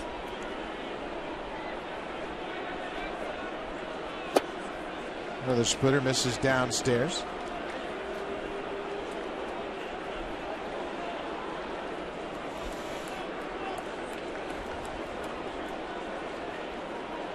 Rasmus in the 7th spot in the batting order. John Gibbons making the decision to stick with this lineup for a while. Rasmus gets a base hit past Pedroia into center. Just the 4th hit of the night for the Blue Jays. And even though they've only has 4 hits, that's one more than the Red Sox have had tonight. The Red Sox lead 2-1. Now the biggest thing for both of these ball clubs, they live and die on the home run, and so far both pitchers have done a pretty good job. Dempster gave up a leadoff home run to Brett Laurie to start the ball game. Emilio Bonifacio lined out to center field his first time up.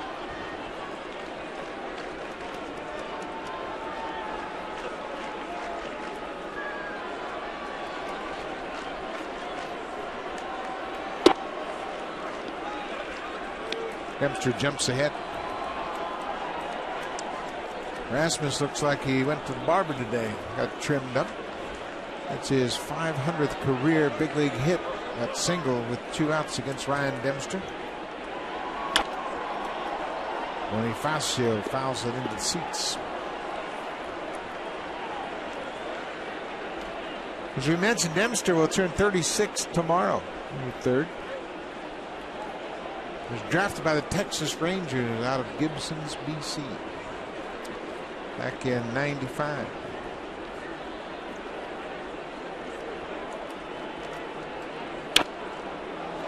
Dempster spent 9 years with the Cubs, both as a starter and as a closer. He was a closer for Chicago in 2005, 6, and 7, and racked up 87 saves. Pretty interesting transition. He went from starter to closer back to starter. Generally, when you make that switch, you don't go back. John Smoltz did the same thing. A lot of guys have gone from starter to closer, but not back to starter again. Dennis Eckersley, of course, was a great starter and then became a Hall of Fame closer.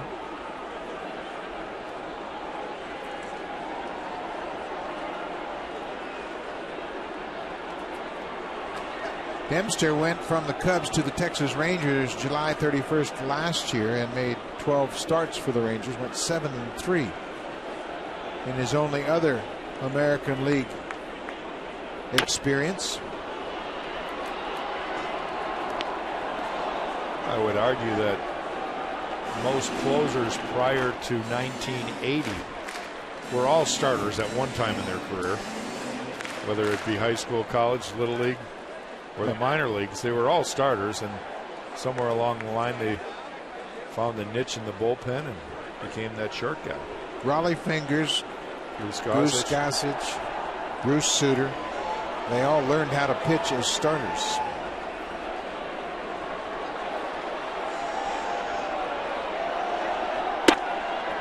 Two and two. Boy, this is another gut check for the Blue Jays. We mentioned they've won only one series all season long. That was against the Royals in Kansas City. And even though they were pummeled last night 10-1, they win tonight. They'll take this series from Boston. And that's a start. It is a start. And they can't expect to try to leapfrog over everybody in front of them without them. This is popped into left. Johnny Gomes comes in. And the inning is over. Blue Jays get a 2-out single and can't do a thing with it. Now for a Blue Jays Central update. Here's Jamie Campbell and Craig Zahn in the Blackberry Broadcast Studio.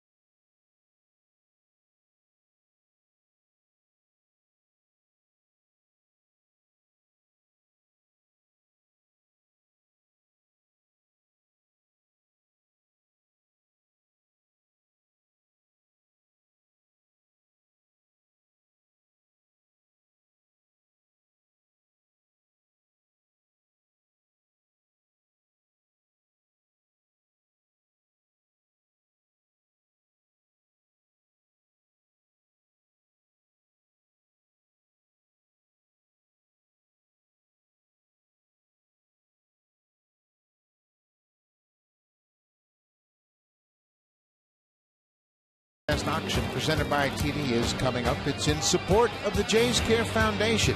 Wednesday, May 15th, and the Blue Jays take on the San Francisco Giants. The game starts at 7:07 p.m. Bid on exclusive Blue Jays experiences and one-of-a-kind memorabilia. Bidding starts at 6:30 p.m. and closes 10 minutes after the final out of the 7th inning. For more information, visit BlueJays.com/broadcast auction and find out about the Sportsnet charity broadcast auction. Brad Lincoln got out of a sticky situation in the fourth. He got Dustin Pedroia to hit into a fielder's choice to end the inning and strand the bases loaded. Big swing from Napoli. Boy, it's not a mystery. We have seen throughout this series, if you make good pitches to Mike Napoli, you can have some success. But boy, if you make a mistake. Well, he swings as hard as anybody that's ever played the game. And that ball's just by him, 95 miles an hour, up and in. He's not going to get to it. Throw it there all day long.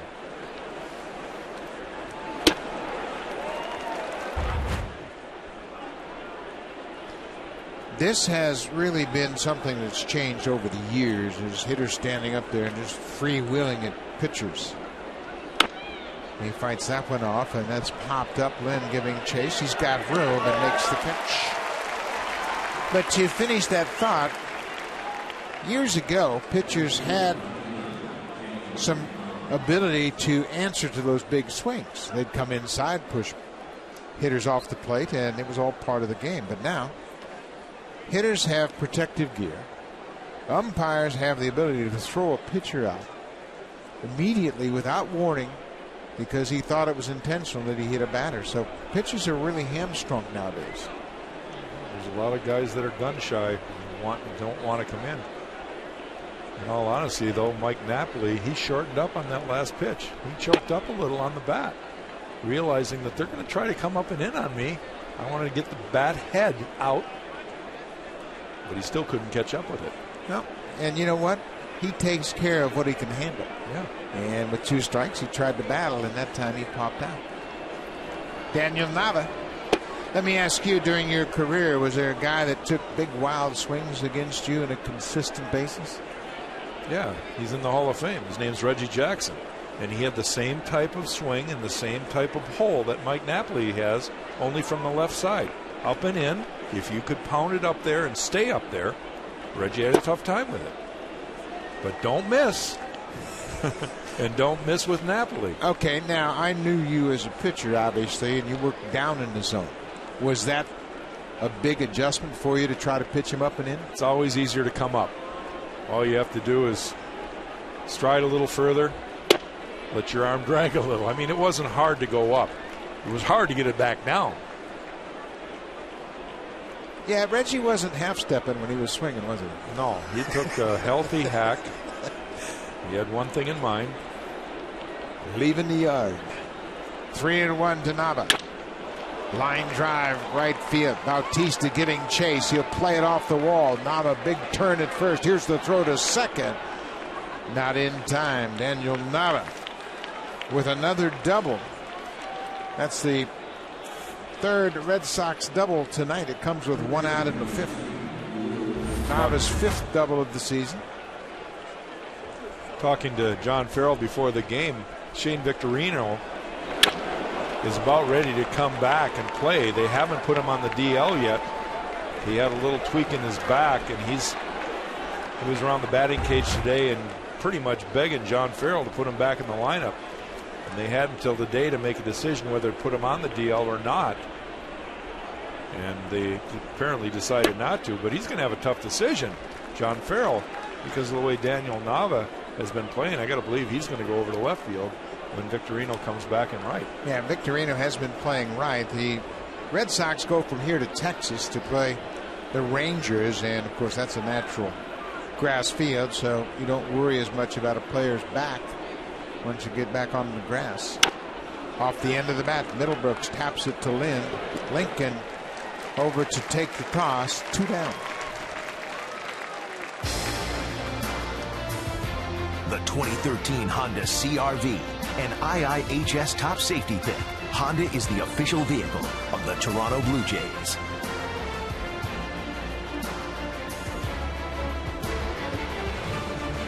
Beautiful CN Tower high above Rogers Center. First night we've had open-air baseball all year long, and it feels great. Really changes the personality of this ballpark. And again, Pete Walker, he's had a busy night. A lot of discussions on the mound tonight. The game is not exactly moving along, and it's partly because of pitch counts and being behind, and Pete Walker having to come out and remind guys of certain situations. Now with a runner at third base, 2 outs, he wants to make sure that JP and Brad Lincoln are on the same page. And you saw Brett Cecil warming up down in the Blue Jays bullpen. Mike Karp started first base tonight. Breaking ball around the outside corner. Karp has walked and drove in a run. He had an RBI single in the second inning.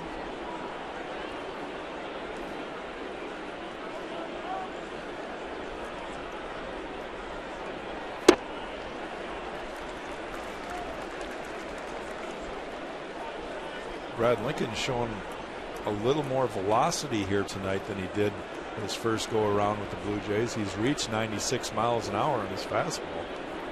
That's generally where he was last season when the Blue Jays acquired him in that trade with Pittsburgh. There's that good biting breaking ball, and the velocity on your fastball will get you some swings like that on the breaking ball. Well, when you can throw 95, 96, and then you snap that good crisp slider, it may not always be a strike, but it's going to dive like that one right there. See Mike Karp swinging over the top of it.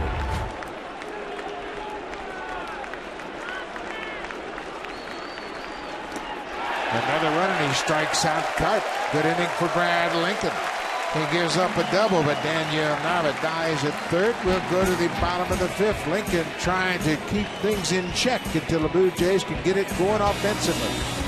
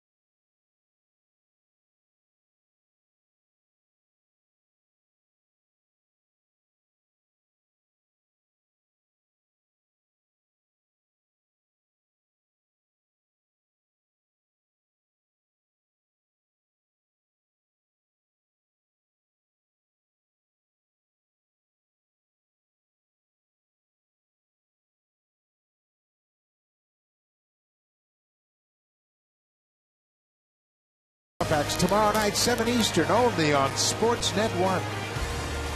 So we'll have you covered with junior hockey, some NHL hockey tomorrow night, right here on Sportsnet 1. So it's interesting. It's been kind of an ugly start to this ball game. Both pitchers have struggled with their control, but it's a 2-1 game. Both clubs only 4 hits in the game. And Munenori Kawasaki has been on base. He walked to start the third inning and had a stolen base.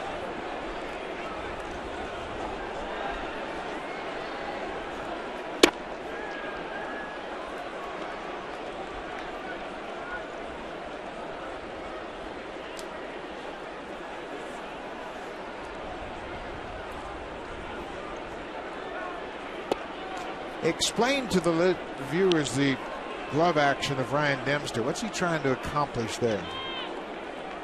Well, a lot of times the opposition will pick up his split finger forkball, his split finger fastball, what I call the forkball.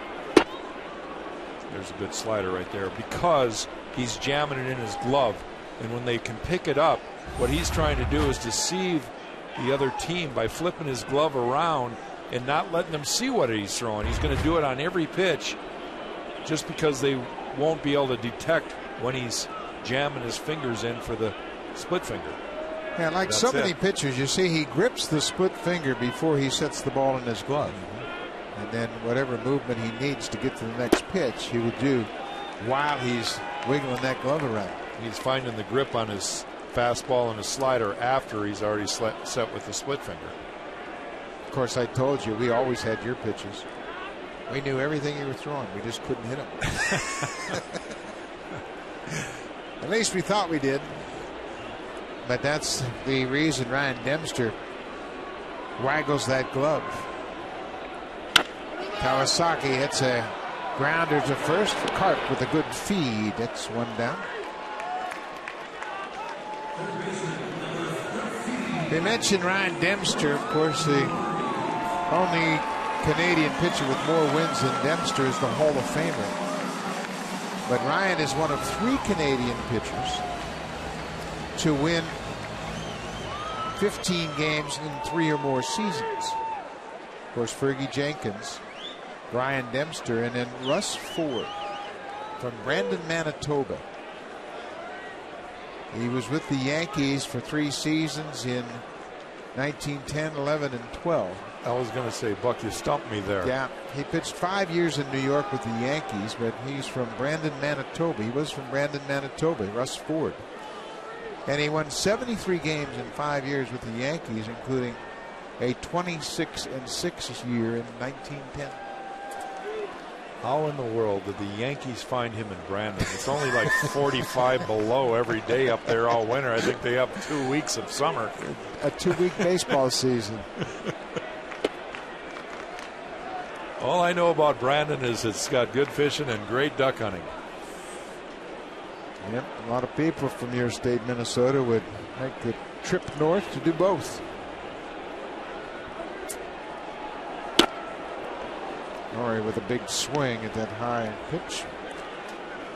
Fred Laurie hit his 3rd career leadoff home run against Dempster. Dead center field. And extended his hit streak to 7 games. Laurie had a good look at that pitch. You could see it was off the plate outside, and Dempster has gotten some close calls going his way.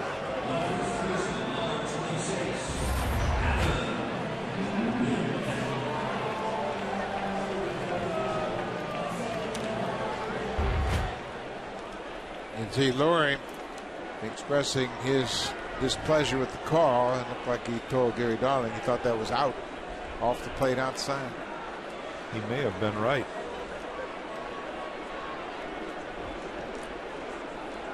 Adam Lynn. It's crossed up by Dempster. Lynn had done a good job of taking pitches, so he probably thought Dempster was going to challenge him with the heater. Gets the split finger right there. First pitch.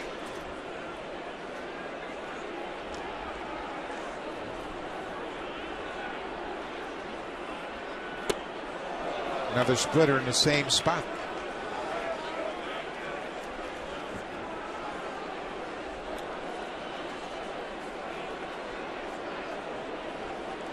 As a pitcher, when you can keep it right there, it's going to be a long night for the hitters. That's a tough pitch.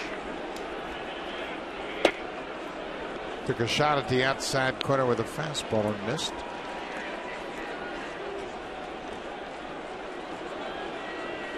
One and two. We are in the bottom of the 5th. It's a 2-1 ball game.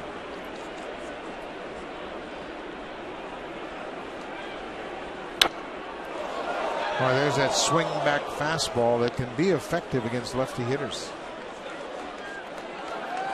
Yeah, it starts at the hitter, and it kind of like a screwball, really. It starts at the hitter and just comes back and grabs the inner part of the plate. A lot of times that'll freeze a left-hander.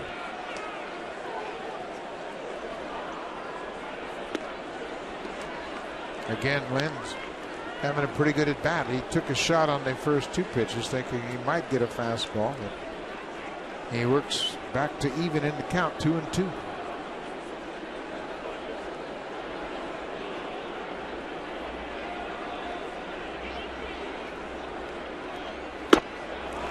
Dempster strikes him out. That's the 3rd strikeout of the game for Ryan Dempster. We're headed to the top of the 6th, and here comes the Home Hardware Cleanup Crew, brought to you by Natura. Home Hardware's exclusive line of safe, environmentally friendly cleaning products.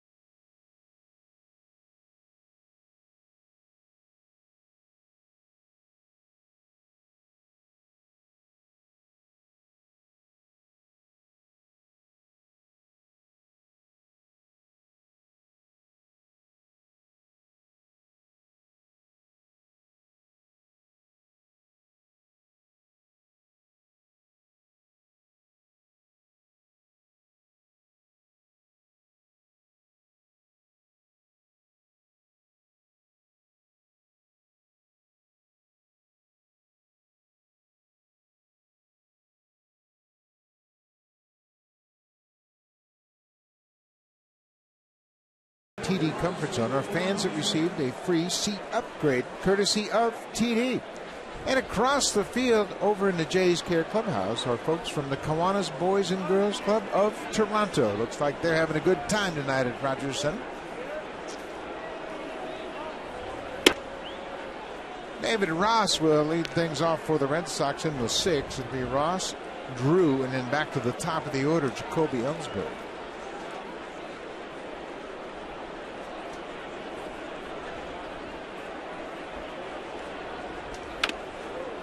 Well, that caught Gary Darling right in the mask, and checking to make sure that his mask is still intact. See him moving his jaw, and that's generally what happens, is that mask pushes your jaw back in right into the base of your ears. Feel the effects of that.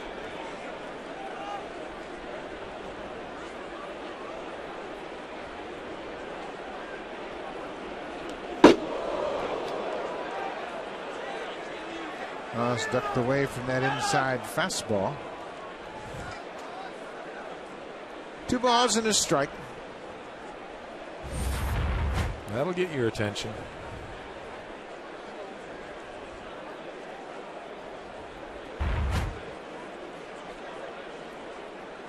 Lincoln came into the ballgame with the bases loaded in the 4th and got Pedroia to hit into a fielder's choice. He gave up a 1-out double to Nava, but left him on base in the 5th.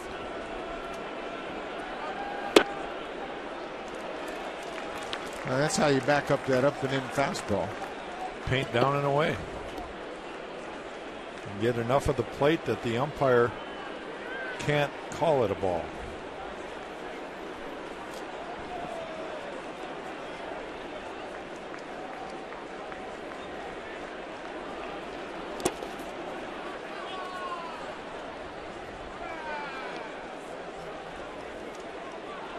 Full count. We've seen a lot of those tonight.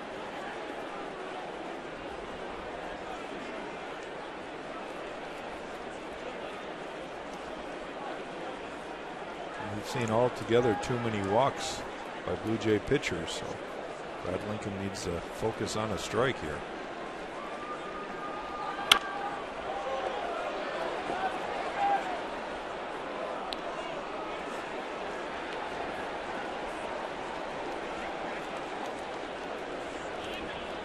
Blue Jays have walked 7 tonight. Jay Happ had 7 walks in 3 2/3. Brian Dempster, he walked 3 in the 3rd inning. Look at that pitch, and Lincoln is perplexed. He thought that was strike 3. Fans a reminder, Sportsnet magazine talks to Patrick Kane and leads to rebuilt Blackhawks to another Cup win. Get your Sportsnet magazine subscriptions 77% off the cover price. Details at sportsnet.ca/magazine. Of course, hockey in the midst of Stanley Cup playoffs, and Sportsnet magazine will keep you up to date on everything that's going on there. David Ross, the leadoff walk.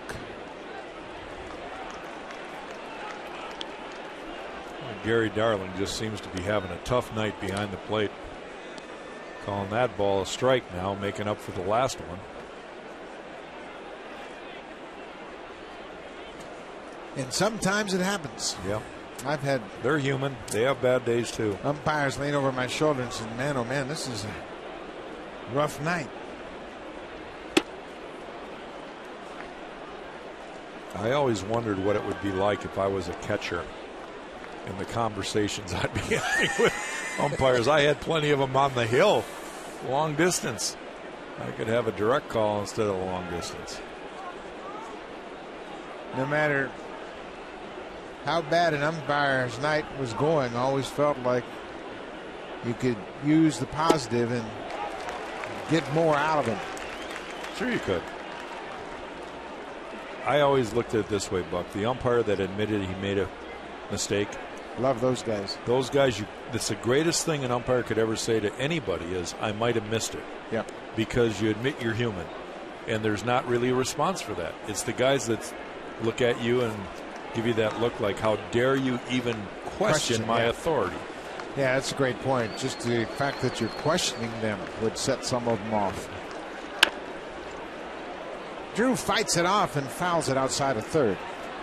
Yeah, there are many, many great conversations I've had with umpires over the years about balls and strikes. One of my best was with Marty Springstead. It happened at the end of one season, and Marty and I are having a tough night behind the plate. And I said, Marty, that's a strike, and you've not seen it well all night long. And he got all upset, got around, brushed the plate off, and hollered at me. A couple of interesting phrases. Drew goes around, and the runner at first takes off. Drew is out because first base was occupied, but on the wild pitch, ball gets away. David Ross ends up at second. But Drew's natural reaction was to break for first once the ball got away, but he was out on strike 3. But David Ross moves up 90 feet and takes the Red Sox out of a double play situation. Breaking ball in the dirt, gets underneath Aaron Seavey and goes over toward the Blue Jays dugout. Lincoln strikes out Drew. That's the first out of the inning.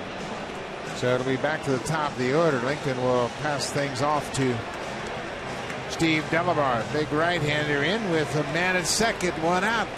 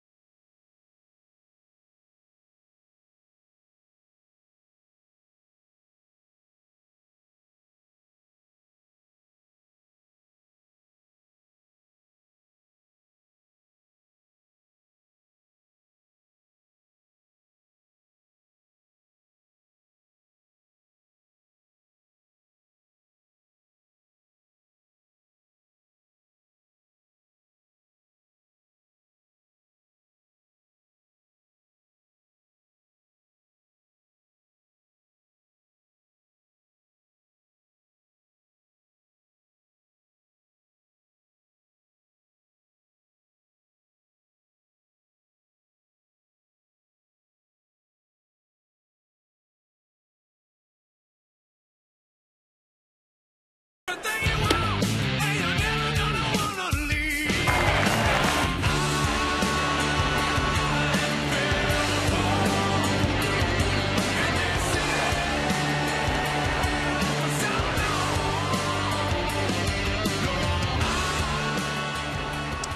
Delabar comes in the ballgame with the runner at second base and one out. His 13th appearance of the season. He's thrown the ball well all year long. Opponents aren't hitting much against him, right-handers nor left-handers, and a .235 earned run average. Jacoby Ellsbury goes after the first pitch and fouls it back. What do you like about Delabar in these situations? Well, he's got put-away pitches. He's got a dynamic fastball that can touch out in the high 90s. He's got a great slider. He can throw that split finger a lot like Dempster. He's got all the pitches to strike a guy out. And that's what makes him so effective in situations where you need a strikeout.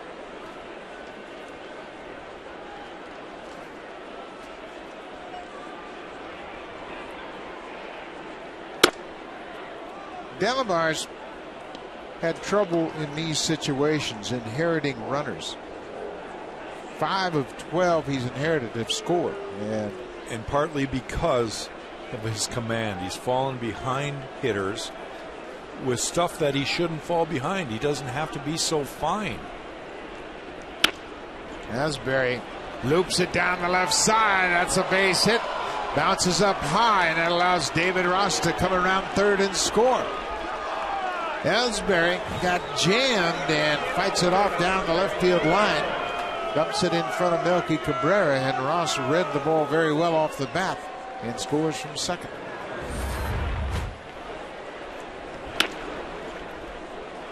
Well, you throw a pitch and you make a good pitch and you jam a guy and he fights it off and he finds a hole and he gets an RBI. That's how tough pitching can be at times. Ellsbury picks up his 12th RBI. Ross scores, and another walk comes around to score for Boston. Blue Jays have walked 8 tonight.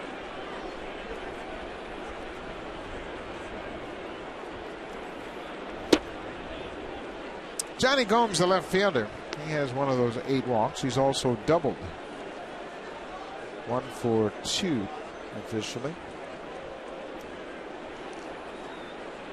2 runs that have scored, 2 of the 3 runs that the Sox have scored tonight via the walk. There's so many opportunities to a good hitting ball club. They're going to cash them in sooner or later. Red Sox have only had 5 hits. Blue Jays have 4.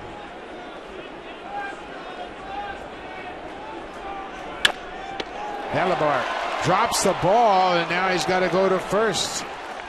A perfect double play ball back to the mound, and in his haste to get the ball to second, he dropped it on the mound, and all he can do is get Gomes at first. Well, you're taught not to panic. He bobbled the ball a little bit. He might have still had time, but he did the right thing right there, and that is take the out. You can't assume a double play, so you don't want to throw a ball into the center field and keep their wheels rolling. Take the out. But that gets Pedroia to the plate Yes. with a man in scoring position.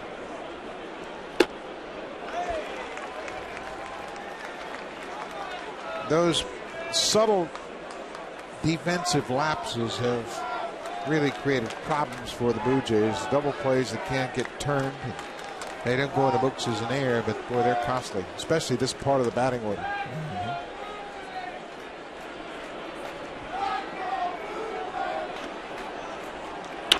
Pedroia down the right side. That's a foul ball. He just reached out and poked that high fastball the other way.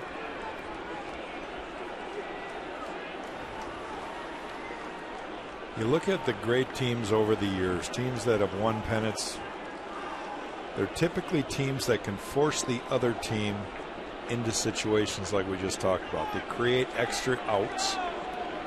They battle at the plate. They do all the little things right. It's not just because of God-given talent. Pedroia reaches for it and bounces to second, and the inning is over. Blue Jays Paul another run behind Boston. Scores after the leadoff walk. Bautista, Encarnacion, Arancibia trying to get back into this game against Dempster.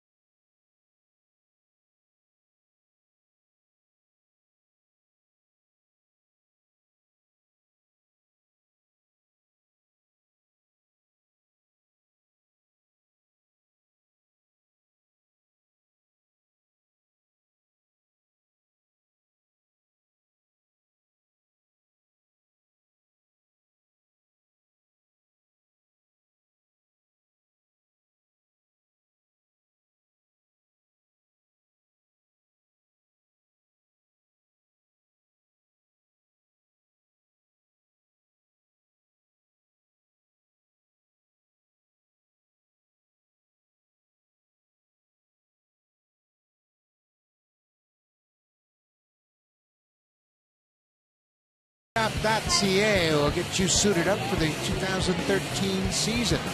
JShop.ca has the largest online selection of authentic Blue Jays caps, t-shirts, jerseys, and more. Visit JShop.ca or call 1-877-JShop. Good crowd on hand here at Rogers Center, taking advantage of the Jays Shop downstairs, and you can do the same when you visit Jays Shop online. Bautista, Encarnacion, Arancibia trying to make up the 2-run deficit.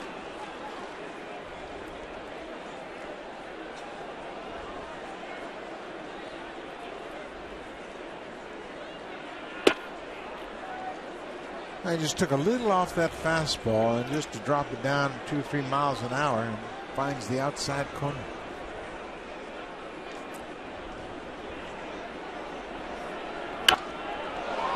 Which is popped back out of play.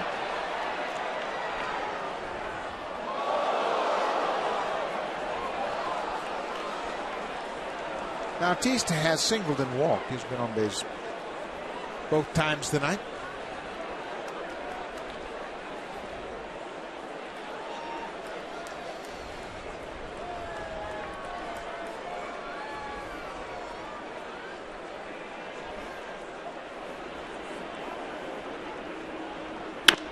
Bautista hits it in the air toward left. Johnny Gomes has a beat on it in front of the warning track and makes the catch.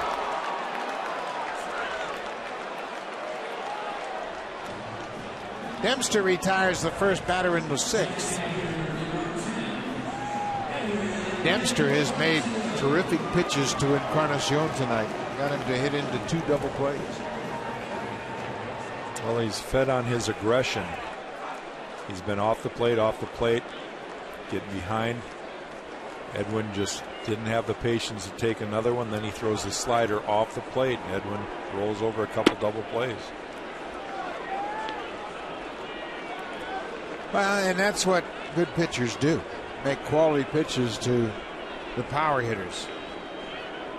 He was in a jam with the bases loaded. Another breaking ball, another foul out of play.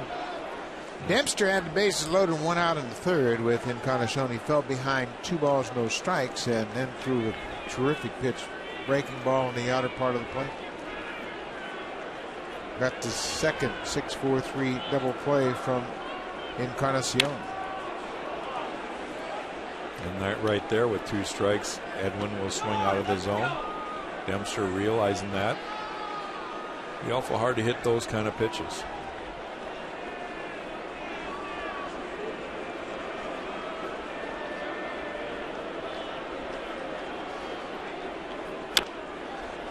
That splitter down and away, and he spoils a pretty good pitch. Dempster is doing what pitchers will call reading the bat. If somebody's going to be aggressive and chase borderline pitches, Dempster is not coming over the heart of the plate.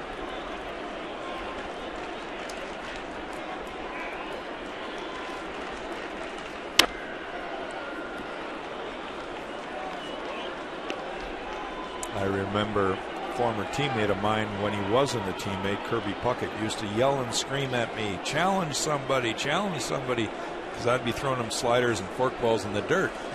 And I'd laugh back and say, why would I challenge you? You're going to swing.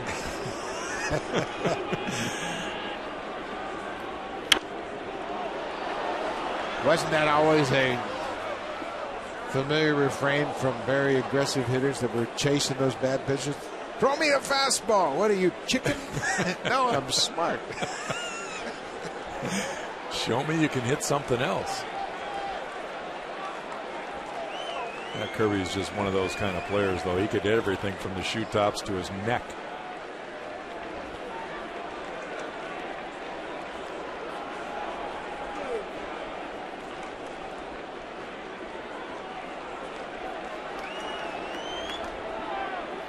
Way outside with that one. Quite an assortment of pitches in his at bat. Encarnacion has fouled off some tough pitches. He went upstairs and fouled off number 3, that high fastball.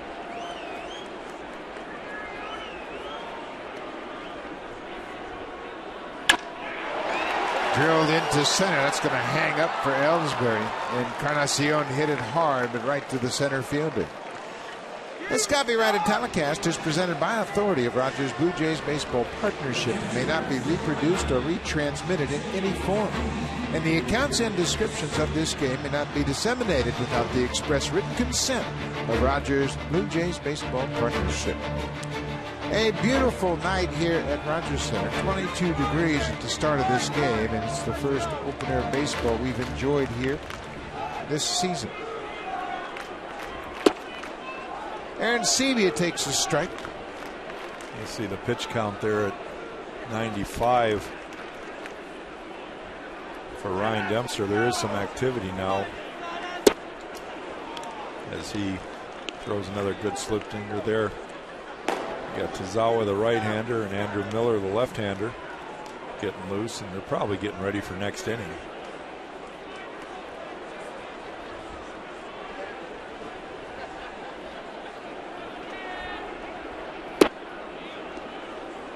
Tried to run that fastball back over that outside corner and missed.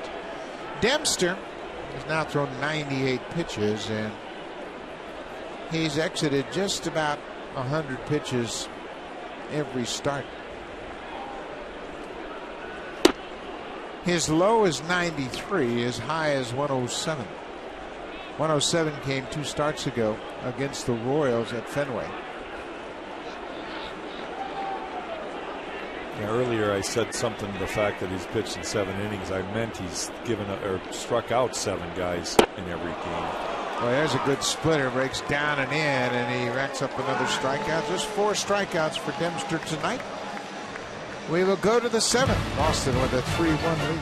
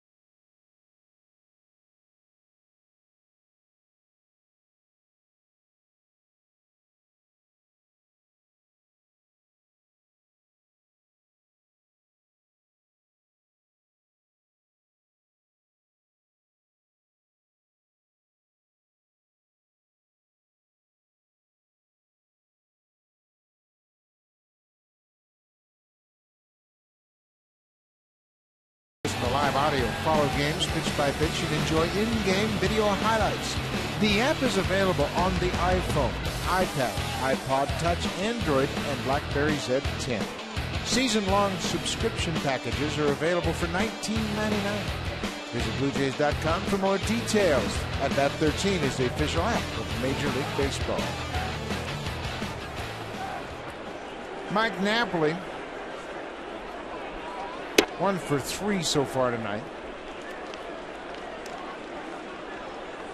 Boy, Delabar's got that good fastball, 95, 96 tonight since he entered the ball game.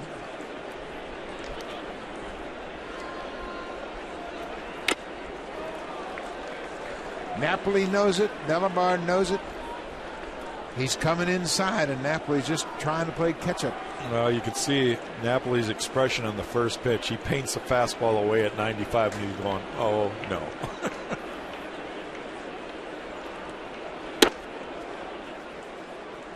He's off that one.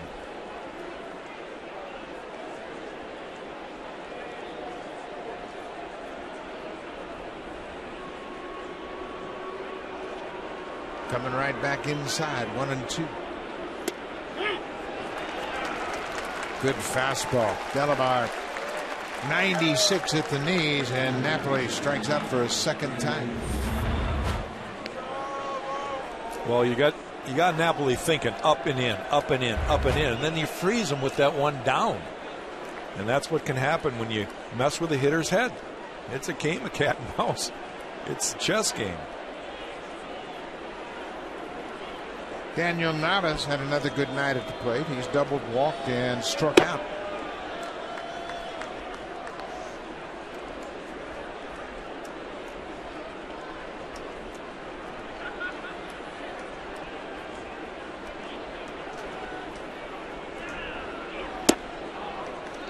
Pulled that one off the plate inside. And CB wanted it down and away, and he threw it down and in. 2-0.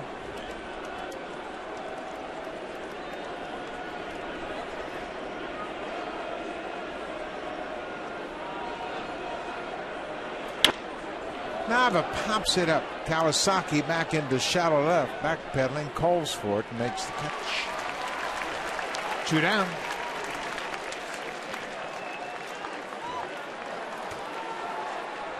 Lincoln came into the ball game and gets an inning in 2/3 and allowed just 1 hit. Struck out a couple. Now, Steve Delabar, he entered the game with 1 out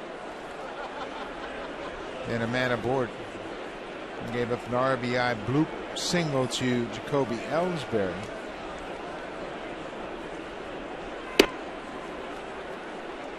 And he's been very good since then. Steve Delabar is throwing more strikes tonight. He's got a very explosive fastball, and he's using it. There's not many guys that are going to hit that. No. Use it. And you don't have to be fine with it. No. You can work to halves of the plate. Inner half, outer half. Don't have to throw it on the corner. Just try to keep it down once in a while. Bring it up and in.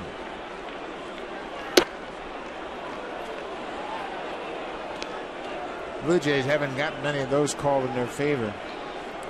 And that's a pretty tough pitch to call a ball in my mind. Will Midbrooks in the hole, 1-2. Delabar strikes it out. Good inning for Steve Delabar. Red Sox are down in order in their half of the 7th. Melky Cabrera will start things off for the Jays. Delabar using that good heater tonight.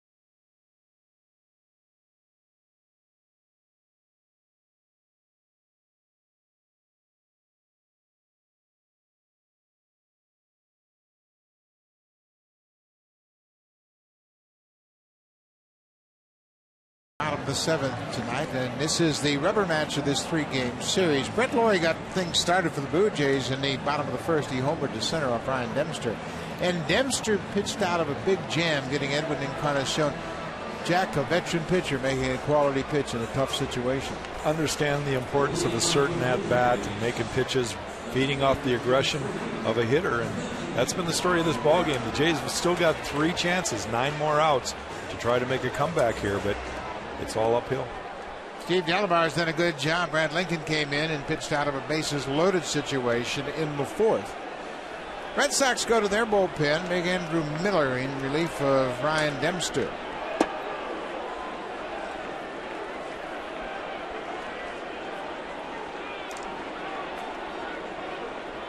Now Miller, it's a new baseball. That was curious, and Ross might have had something happen, but Gary Darling sensed that the catcher needed a little bit of a break for some reason. Take a look at Miller's numbers. 10 games so far. Interesting, his splits against the right-handed batters much better than lefties. He's got a big arm out of the pen. Well, they all do, but he's all arms and legs. He's about 6'20", and you know, you get the impression that he's not concerned about picking a spot. He's rearing back and going to try to throw it down the middle, and may the good Lord take a liking to wherever it ends up.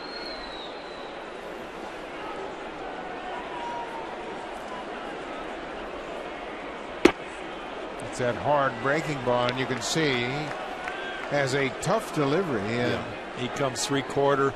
It's not over the top, and with his size and arm spread, the ball's really coming towards the second baseman for a right-hander. And Brad pulls it foul. Especially on that breaking ball. A lot like Aaron Loop, only with a little more height and distance. Miller was drafted by the Tigers in the 1st round and made it to the big leagues that same season. Okay, with another foul. Last year was his 1st year where he worked a lot out of the bullpen. Excuse me, in 11 he made 11 starts for Boston, and then last year was his 1st full season of relief. Rivera strikes out. Good pitch down and in. So Miller retires the first man he faced this inning, and it's a good tight breaking ball down and in. It stays on a fairly flat plane, but it moves probably 2 to 3 feet laterally, and that's a tough pitch coming in on a right-hander. Colby Rasmus will step in. He's 1 for 2 tonight.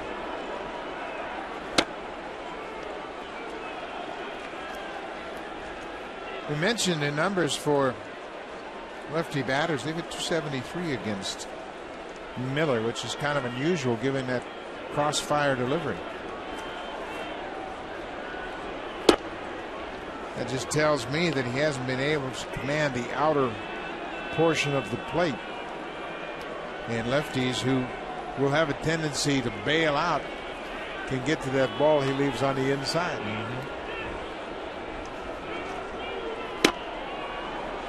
96 upstairs, tough to catch up to.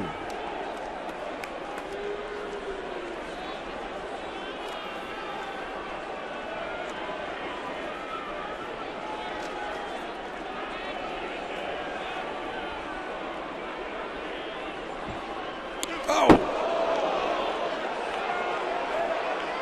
Boy, that one, I don't know how he got away with that. Thinking about maybe guarding against that slider, and it took him a long time to bail out.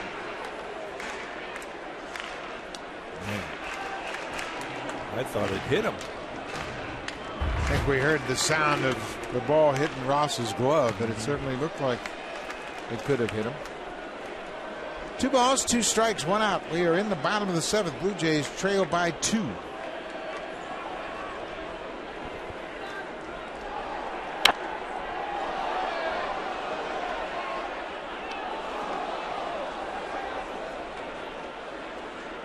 It's the real challenge for Rasmus to hang in there against that tough breaking ball, but he fouled it out of play and stays alive.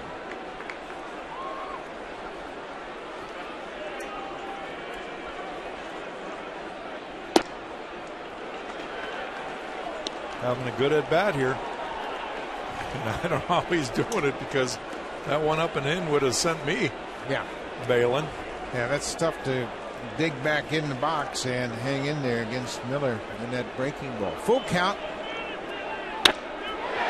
Rasmus singles into right. Miller continues to have his problems with lefty hitters. Well, that's as good a bat as Colby Rasmus has had all year right there. He hung in there tough. Boy, did he ever. After getting that one up around his shoulder that he had to jump out of the way of, he hits a breaking ball on the 3-2 pitch into right.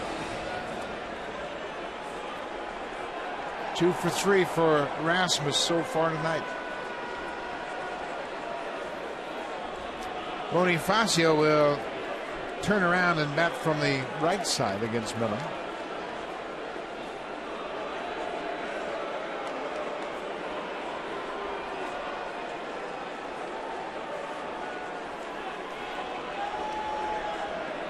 Emilio has lined out and popped up. So his bunt takes a strike.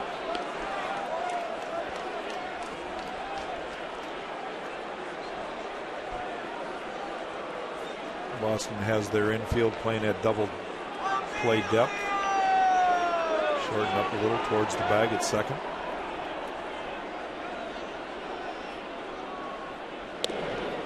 I was a little worried about Rasmus. Bonifacio's a switch hitter. Rajay Davis looks like he's ready to bat. Should Kawasaki get a chance to hit this inning.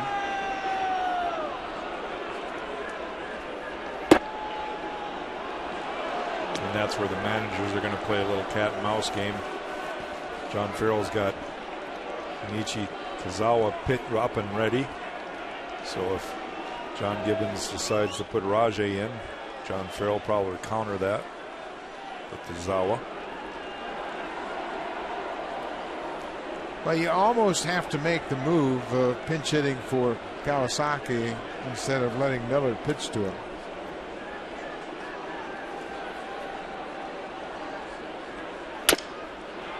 Bonifacio stays alive. Yeah, this is where the wheels are spinning. Everybody's looking at their respective lineup cards. Where are we in their lineup? Where are we in our lineup? What are the availability? And you can see Gibbons is talking to his pitching coach, Pete Walker, about the upcoming inning and where they are. It looks like Walker's going to get somebody ready. Well, Aaron Loop has been up and throwing, but I think he wants to get maybe a right-hander up.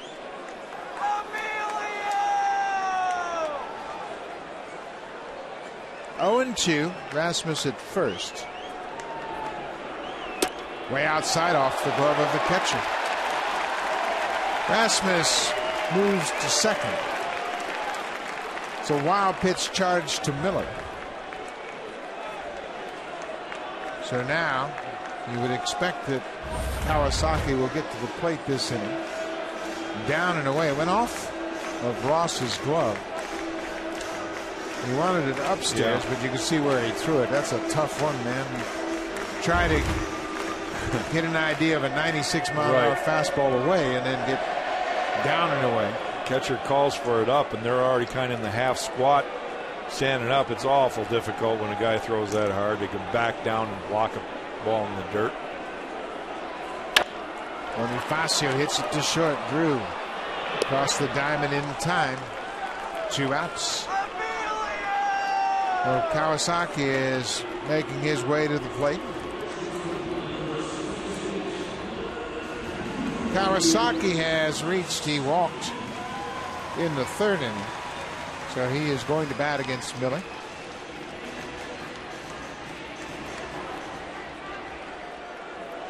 You know, Darren Oliver is getting up in the pen. Looked like Brett Cecil was the guy throwing. I thought it was Aaron Luke, but it was Cecil, and he's just going to toss the ball and step off the mound. Now Kawasaki bats with 2 outs and jumps back from an inside fastball. Miller has handled the 2 righties in this inning, but Rasmus, a left-handed bat, single to right.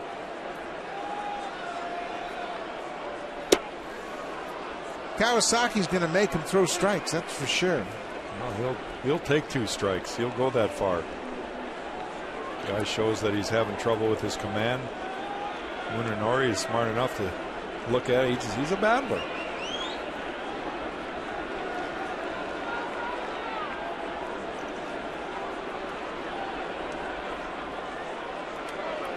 Of course, Rasmus isn't going anywhere right now.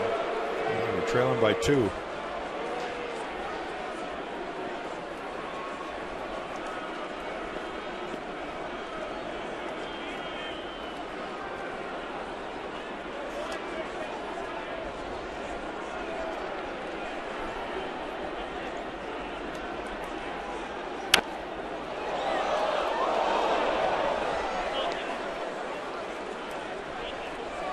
Kawasaki might have swung at ball 3. A little surprised that he would offer it that pitch.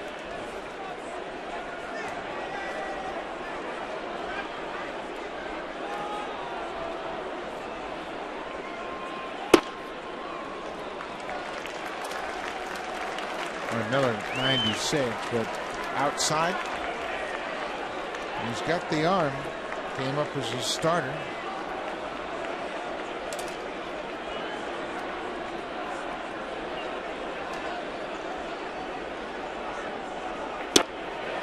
Kawasaki works him for the walk.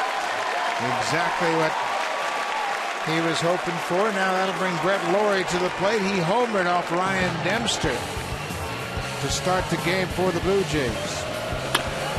Fastball out over the plate early in the game before Dempster really felt his way on the mound at all. And Brett Lawrie hit it a long way. John Farrell getting a warm welcome back here at Rogers Center as he comes out to take out Andrew Miller. So Miller turns the ball over. It'll be Junichi Tazawa, hard-throwing right-hander, coming out of the bullpen to face Brett Lawrie when we come back.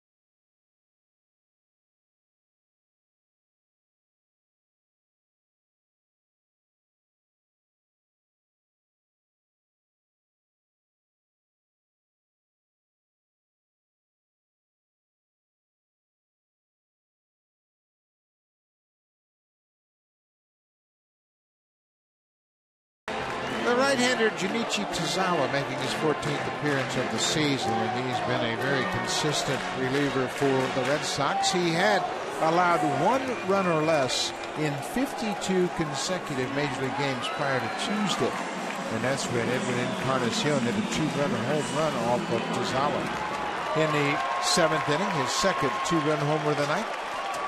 Blue Jays have something cooking here in the bottom of the 7th. Lawrie has homered already tonight.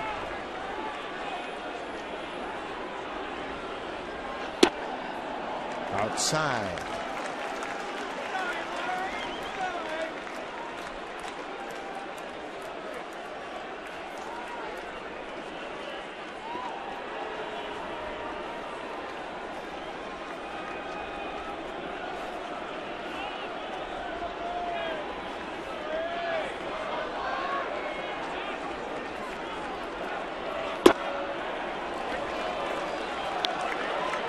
Ball on the strike. Tazawa's got a good fastball. It'll be mid-90s. He often throws a splitter and a breaking pitch.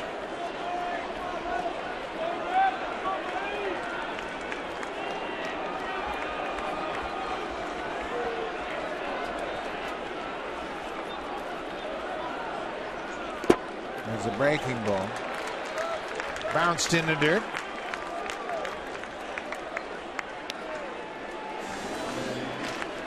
Well, the Blue Jays just haven't had that many chances. Big opportunity back in the third inning. But this is as good a one as they've had since then. Both clubs have just 5 hits. It's a 3-1 game.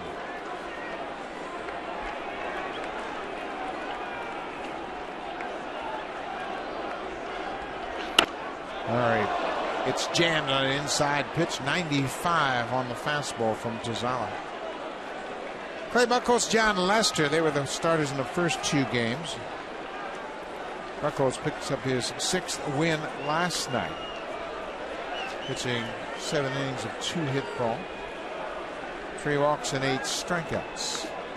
Lester was in line for a win, but the bullpen couldn't keep the Blue Jays in check. 2-2, 2 outs. Full count. Well, this is a big pitch. The Blue Jays base runners. Rasmus at second. Kawasaki at first will be off on the pitch. Kawasaki represents the tying run.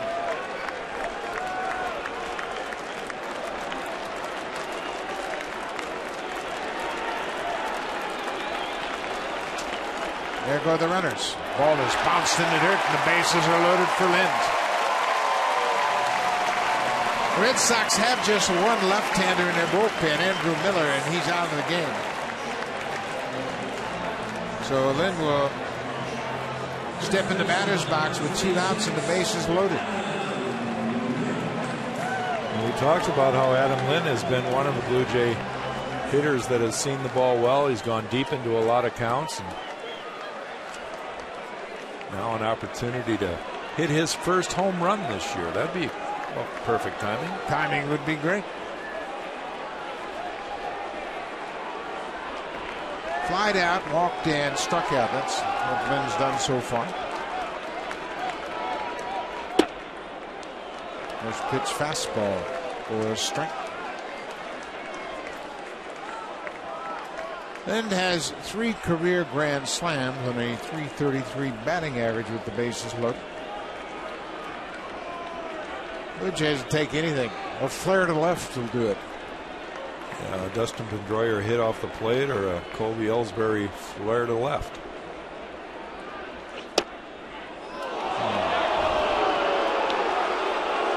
Lind didn't like that call, and he's been seeing the ball better than anybody in the Blue Jays lineup. So now he's got a battle. Tazawa in relief of Andrew Miller.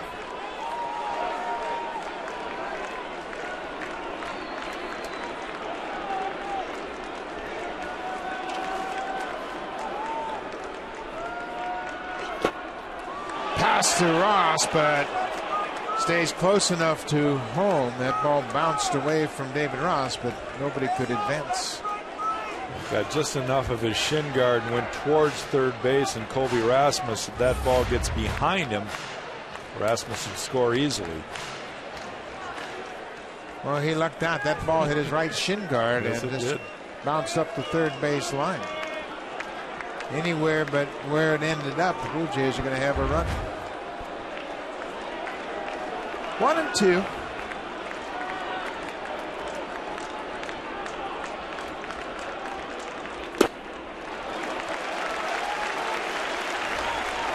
As we mentioned, Lind is really seeing the ball well.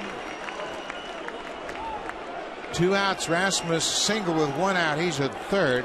Kawasaki drew the walk against Miller. And then Laurie worked Tazawa for a walk. Bases loaded for Lind.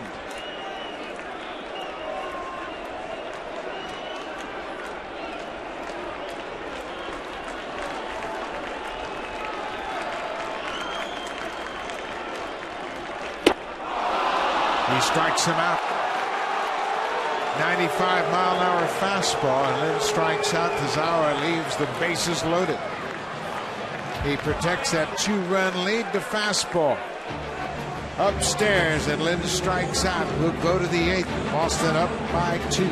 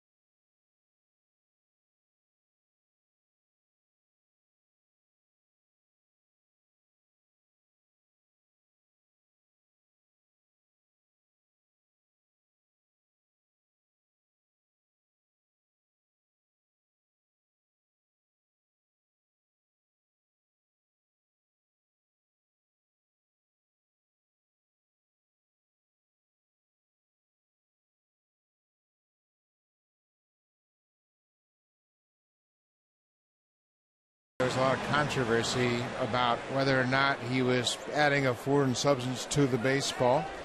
And Jack, we talked about it. You're the one that saw it last night. And take a look at Tazawa and the way he reacts here. What's this tell you about Tazawa on the mound? Well, it looks to me like he's got a little something on his forearm also. And I don't know as though that's anything in the slippery point. It might be some tacky stuff, get a feel. But it's obvious that he has gone to his forearm too, and who knows? That might just be deception too. Sure. I mean, a lot of times playing hitters, you have perspiration. You're going to go to that just to mess with hitters. Got Cecil into the game to start the inning. Mike Cart is the batter. That Cecil's off to a good start to his season. This is his 14th appearance. He's 1-0 with a good ERA. And he has averaged 10.5 strikeouts per 9 innings.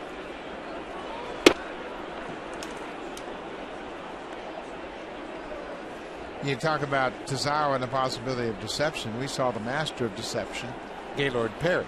Yeah. I mean, he threw a spinner. We know that.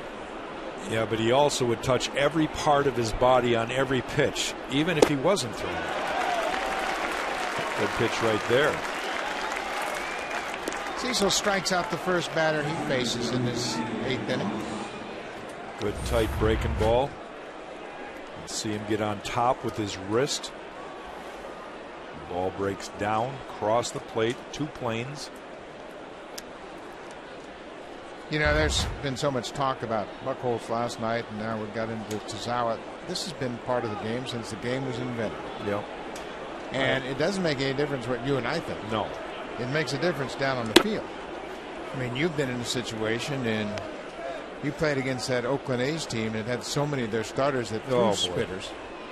And balls were wet. They were cut. I had everything out there. I was waiting for one to explode. David Ross, the catcher, but it's part of the game. It's, gamesmanship. Guys have been getting their way. You know pitchers. Raleigh Fingers in the Hall of Fame, and he had pine tar on the knot and the little finger of his glove. And every time he'd register an out, he'd go to that knot and get pine tar on his fingers for a better grip. It's been part of the game forever. And for me as a former player, if you're going to challenge it, it's got to come down on the field. Yeah, you've got to do it and get them. You got to catch them in the act is what you have to do. I had the writers from Boston question me about it this morning, about Buckos' ordeal last night. And I told him, I said, it doesn't matter what I think. And this is what created all the controversy. And you see Buckos very active on the mound, and he goes to the back of his neck and into that forearm. And it's just an odd place to touch. You see it. You can see the white on his forearm and all the shiny stuff there. I don't think that's perspiration, folks. Unless he was sweating white chalky stuff. Well, the writers were asking me about it, and I said, look, I still believe there's a few guys corking bats. Yeah. You know, the pine tar is still up above the label. Right. I mean, it's going to happen in baseball. It's part of the game. But like I say, if you're going to challenge it, it has to come from the players on the field. If we were to break down every pitcher every night and running back in slow motion, we'd see all kinds of things. I had pitchers that had sandpaper in their gloves. Of course, Rick Honeycutt got caught with a tack taped to his hand. I mean, there's all kinds of things guys Mike have Scott, done over the years. a lot of guys.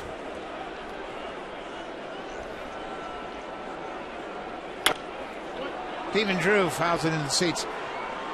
When I was playing, if somebody was just dominating the game, we'd all be sitting on the top step of the dugout just seeing if he was doing something. Yeah, trying to catch him.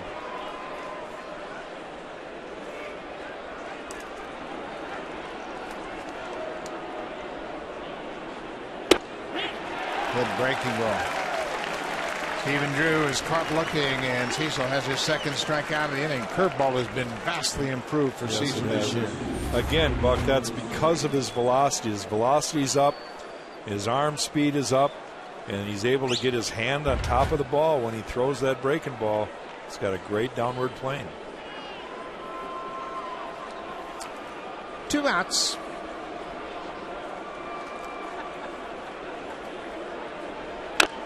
Little tapper, and Aaron Sebia jumps on it quickly, and Ellsbury is retired. Cecil, another good inning of relief. We'll go to the bottom of the 8th inning. Now it's time for a Blue Jays Central update. Here's Jamie Campbell and Greg Zahn in the Blackberry Broadcast Studio.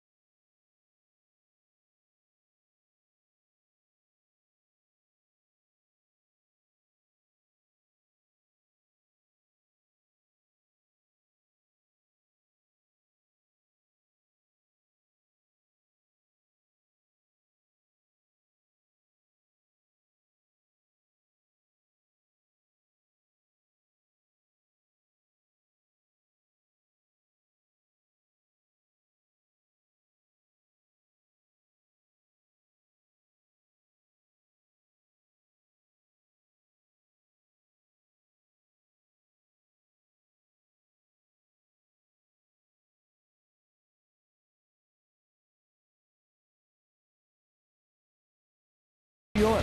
Help make Jose Bautista, J.P. Arancibia, Brett Laurie, and Edwin Encarnacion starters for the American League team. Fans are allowed to vote a maximum of 25 times per email address. Vote early and vote often.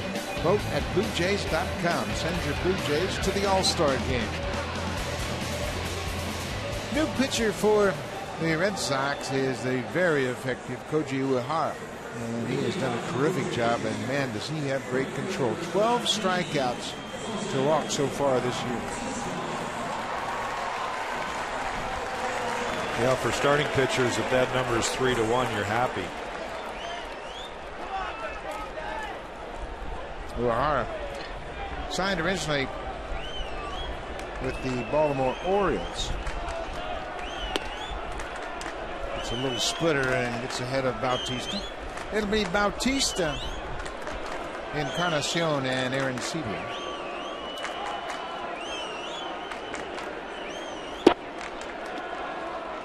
Bloop and a blast will do it. Get a man on and then have somebody run into one. Well, as slow as this game has gone along and as lack of hitting, the Blue Jays are still in the game. Popped up and playable. Mike Carp in foul territory, and Bautista's retired. Bautista pops up to the first baseman. Uehara has the first out of the bottom of the 8th.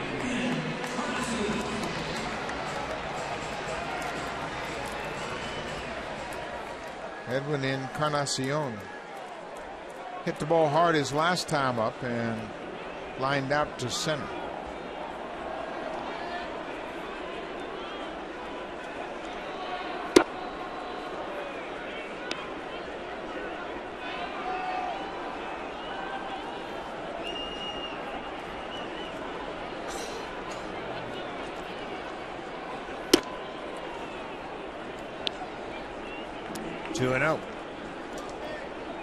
Encarnacion had a 2-0 count in the 3rd inning with the bases loaded and 1 out, and grounded into a 6-4-3 double play. Takes a strike right at the knees.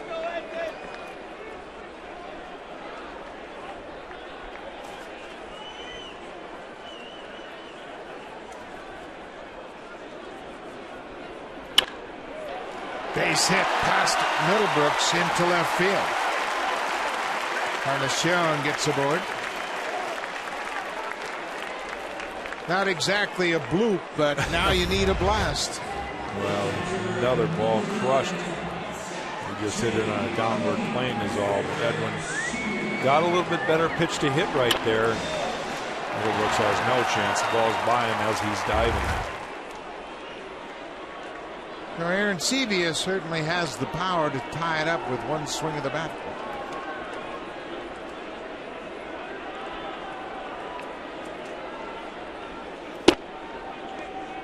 Lays off that outside pitch. JP had a single to right off Dempster in his first at bat.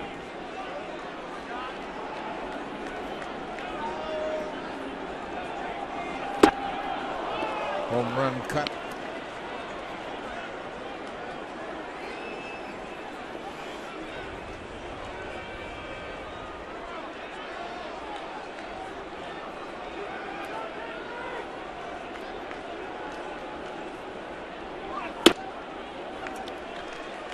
Uehara staying away from Arancibia, and JP has shown power to the opposite field.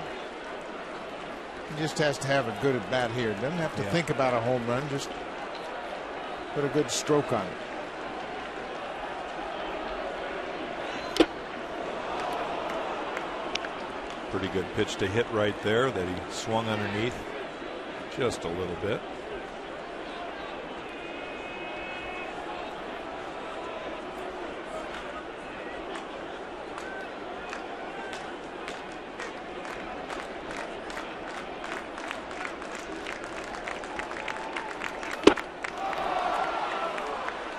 Arancibia strikes out, up and away fastball got him, and now there are 2 outs.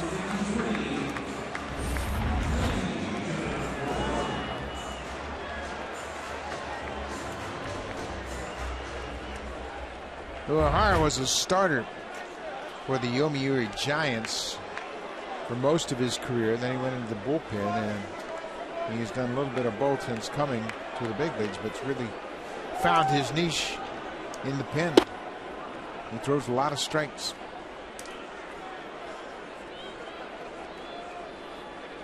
Melky Cabrera lined out and struck out twice.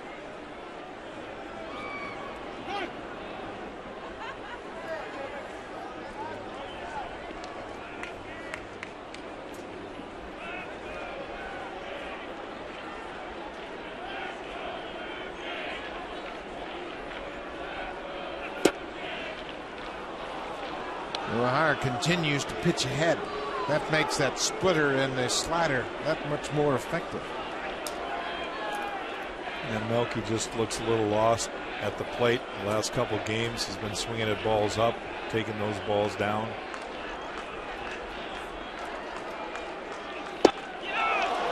O'Hara strikes out Aaron Sevilla and Cabrera to end the inning. A one-out single by Encarnacion doesn't hurt. O'Hara, good fastball running down and away. Will go to the ninth. Boston leads at 3-1.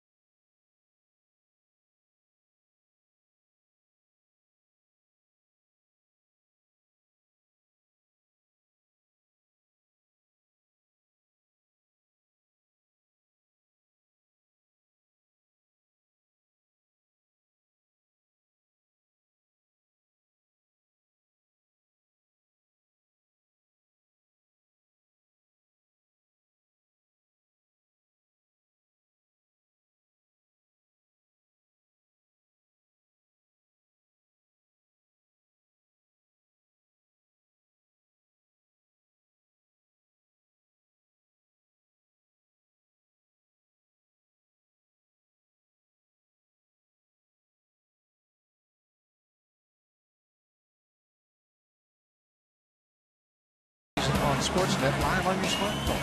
Visit RogersAnyPlaceTV.com/sports to get started. Beautiful night in Toronto with the roof open. A good look at the CN Tower. The pitcher for the Blue Jays will be Esmil Rogers. Rogers making his 14th appearance, and he's been roughed up lately and had a tough outing the other night.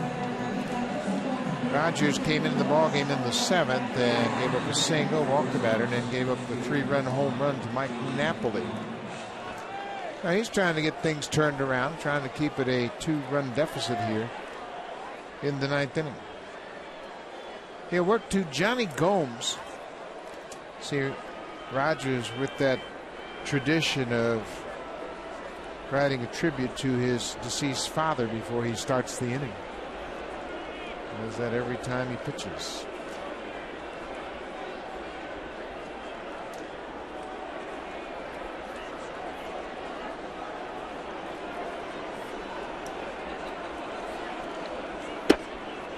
Rogers gets ahead with a strike.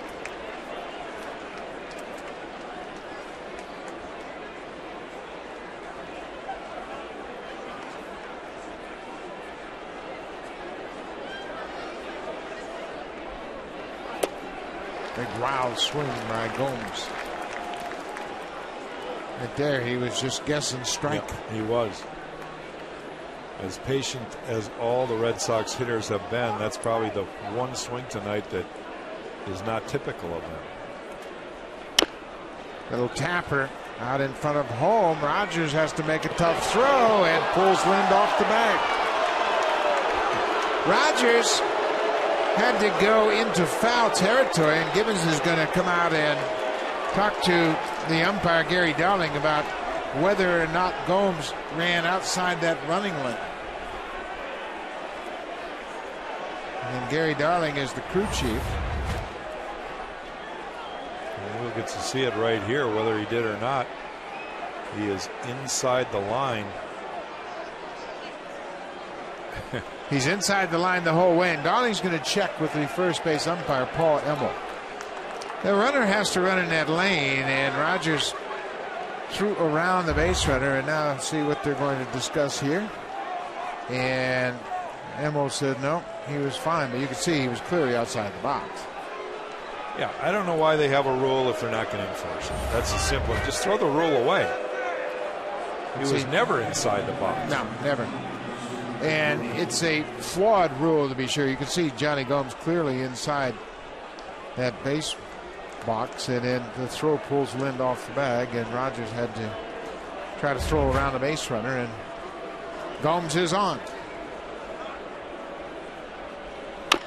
Pedroia bounces it toward short. Laurie cuts in front, throws high, and then tags Pedroia. And thought he'd tagged him before Pedroia crossed first. But the first two reach here in the ninth. Remember, bang bang plays down at first. Laurie, his throw is high. Lind swipe tags at Pedroia, but you can see Pedroia appeared to be on the bag when he tackled him.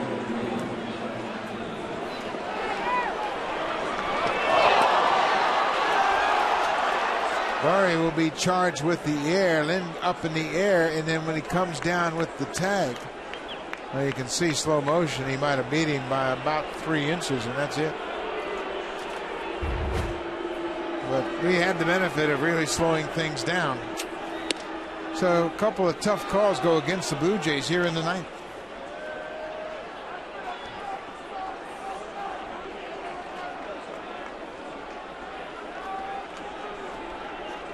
Gomes gets an infield hit, and then Pedroia reaches on the air. Right back to Rogers. Second for one. Back to first. Double play. Good play by Rogers. Boy, he snared that, made a good throw to second.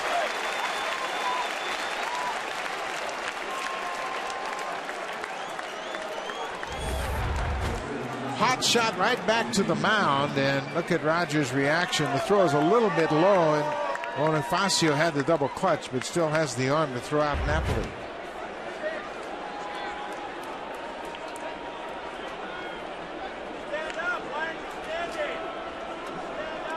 Right fielder Daniel Nava.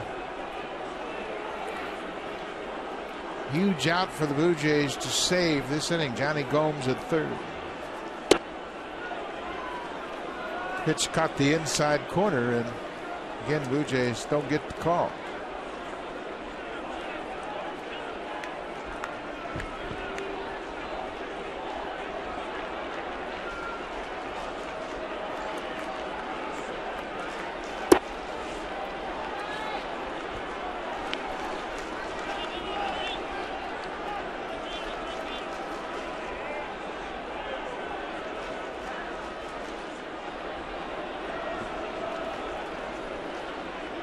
Rogers needs to get back in the strike zone here. Got 2 outs. You cannot give up another run.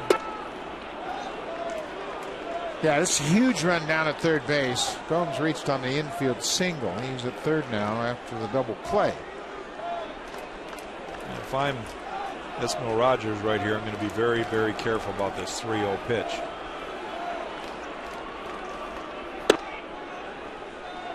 You got the right-hander Middlebrooks coming up. So Nava walks. That's the 10th walk the Red Sox have drawn tonight. Joel Hanrahan is loosening up. It's kind of interesting. Hanrahan just off the disabled list. Don Farrell had made a point of saying Andrew Bailey was going to be the closer. Makes you wonder if there's anything wrong with Bailey, but obviously a save situation here.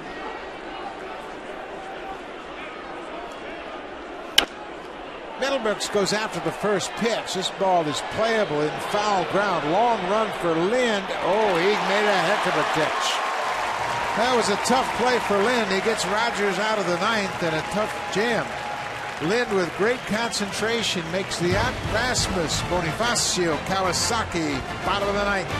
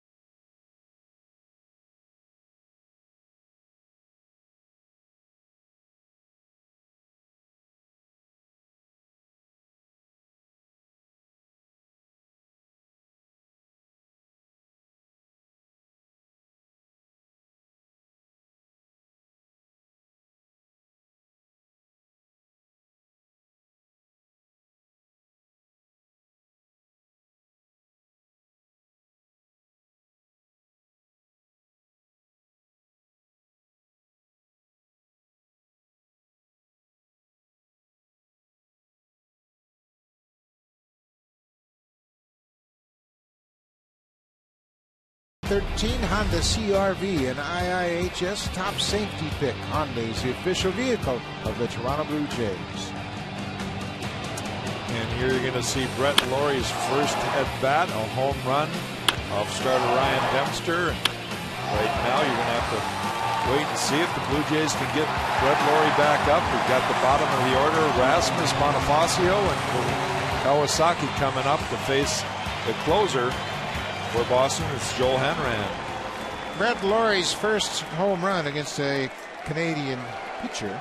As he homered off of Dempster, both Dempster and Laurie from British Columbia. Joel Hanrahan appeared in the opener of this series on Tuesday night. He worked in the 8th inning and was charged with a run on 2 hits. He is on in the save situation. John Farrell had mentioned that he was going to stick with Andrew Bailey, at least for the short term, to get Hanrahan an opportunity to get into the flow of things.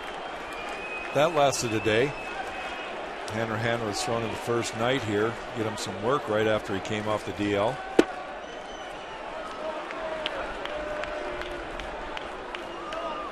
Rajay Davis loosening up on deck. Bonifacio was the scheduled hitter.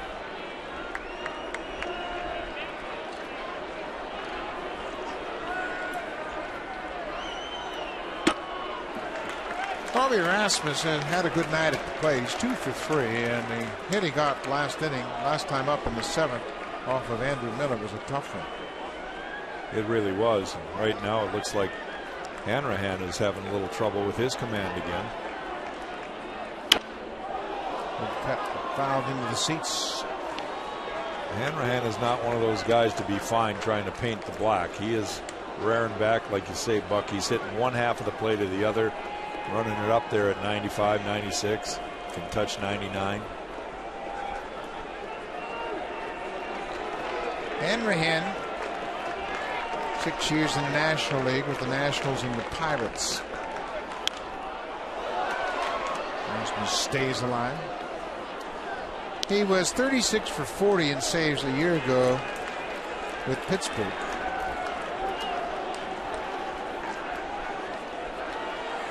He set a Pittsburgh record in 2011 with 26 consecutive saves. 2-2. Missed upstairs. When Hanrahan went on the DL with the hamstring injury, Andrew Bailey slipped into the closer's role and pitched very well. Of course, Bailey was the closer in Oakland.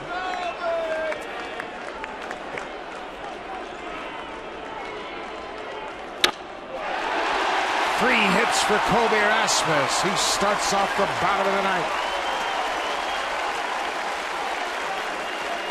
Now it's time for a preview of what's coming up on Connected. Here's Ken Reed and Ivanka Osmek.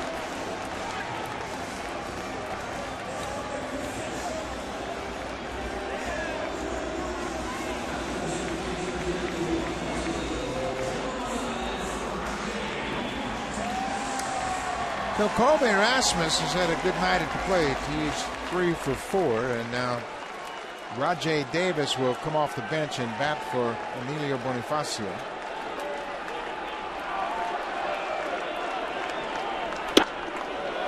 Takes one inside.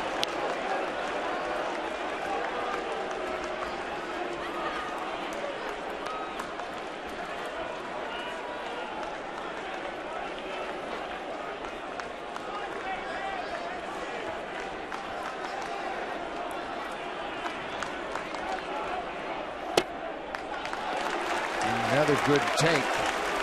It's 2-0.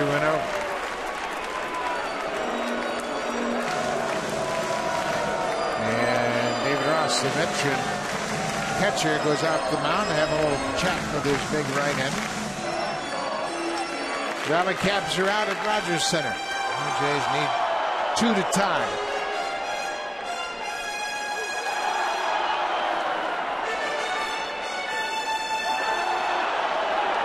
Well, this is where patience is critical. You've got to look for a pitch. It's going to be hard, whatever it is. Took a good cut at a good fastball. It was 96. But it was right down the heart of the plate, and that's a good swing for Rajay right there.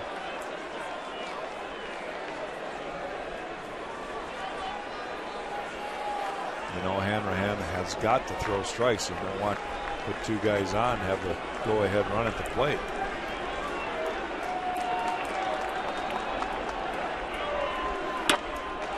This is popped into shallow right. Pedroia gets back and makes the catch.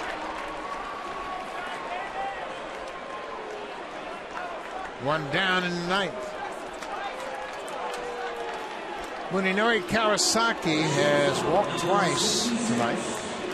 He's also grounded out to the first baseman.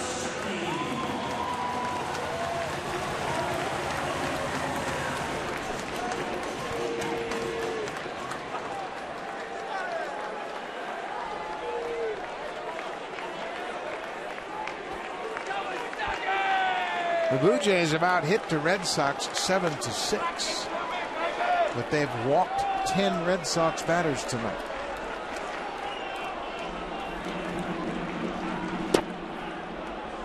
Two of the 3 Red Sox runs that have scored were walks. Walks that came around to score, that's right.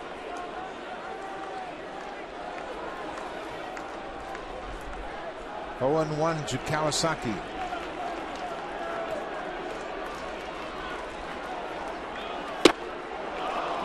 Oh, 2. Well, Hanrahan's got all the tools to close. Well, that last pitch, 97. You can see Munenori just flailing away at it, trying to make contact, shoot it down the line. Middlebrooks is playing real close to the line at third. Bouncing ball, Drew to Pedroia. Back to first. In time, the game is over. Joe Hanrahan picks up his 4th save of the season. Rasmus had the leadoff base hit. The Red Sox win the series 2-1. And Stephen Drew started a game-ending double play. We'll be back tomorrow night. Seattle Mariners into town. First of 3, Ricky Romero will make his season debut. Stay tuned. Ken Reed, Ivanka Osmek coming right up on Connected.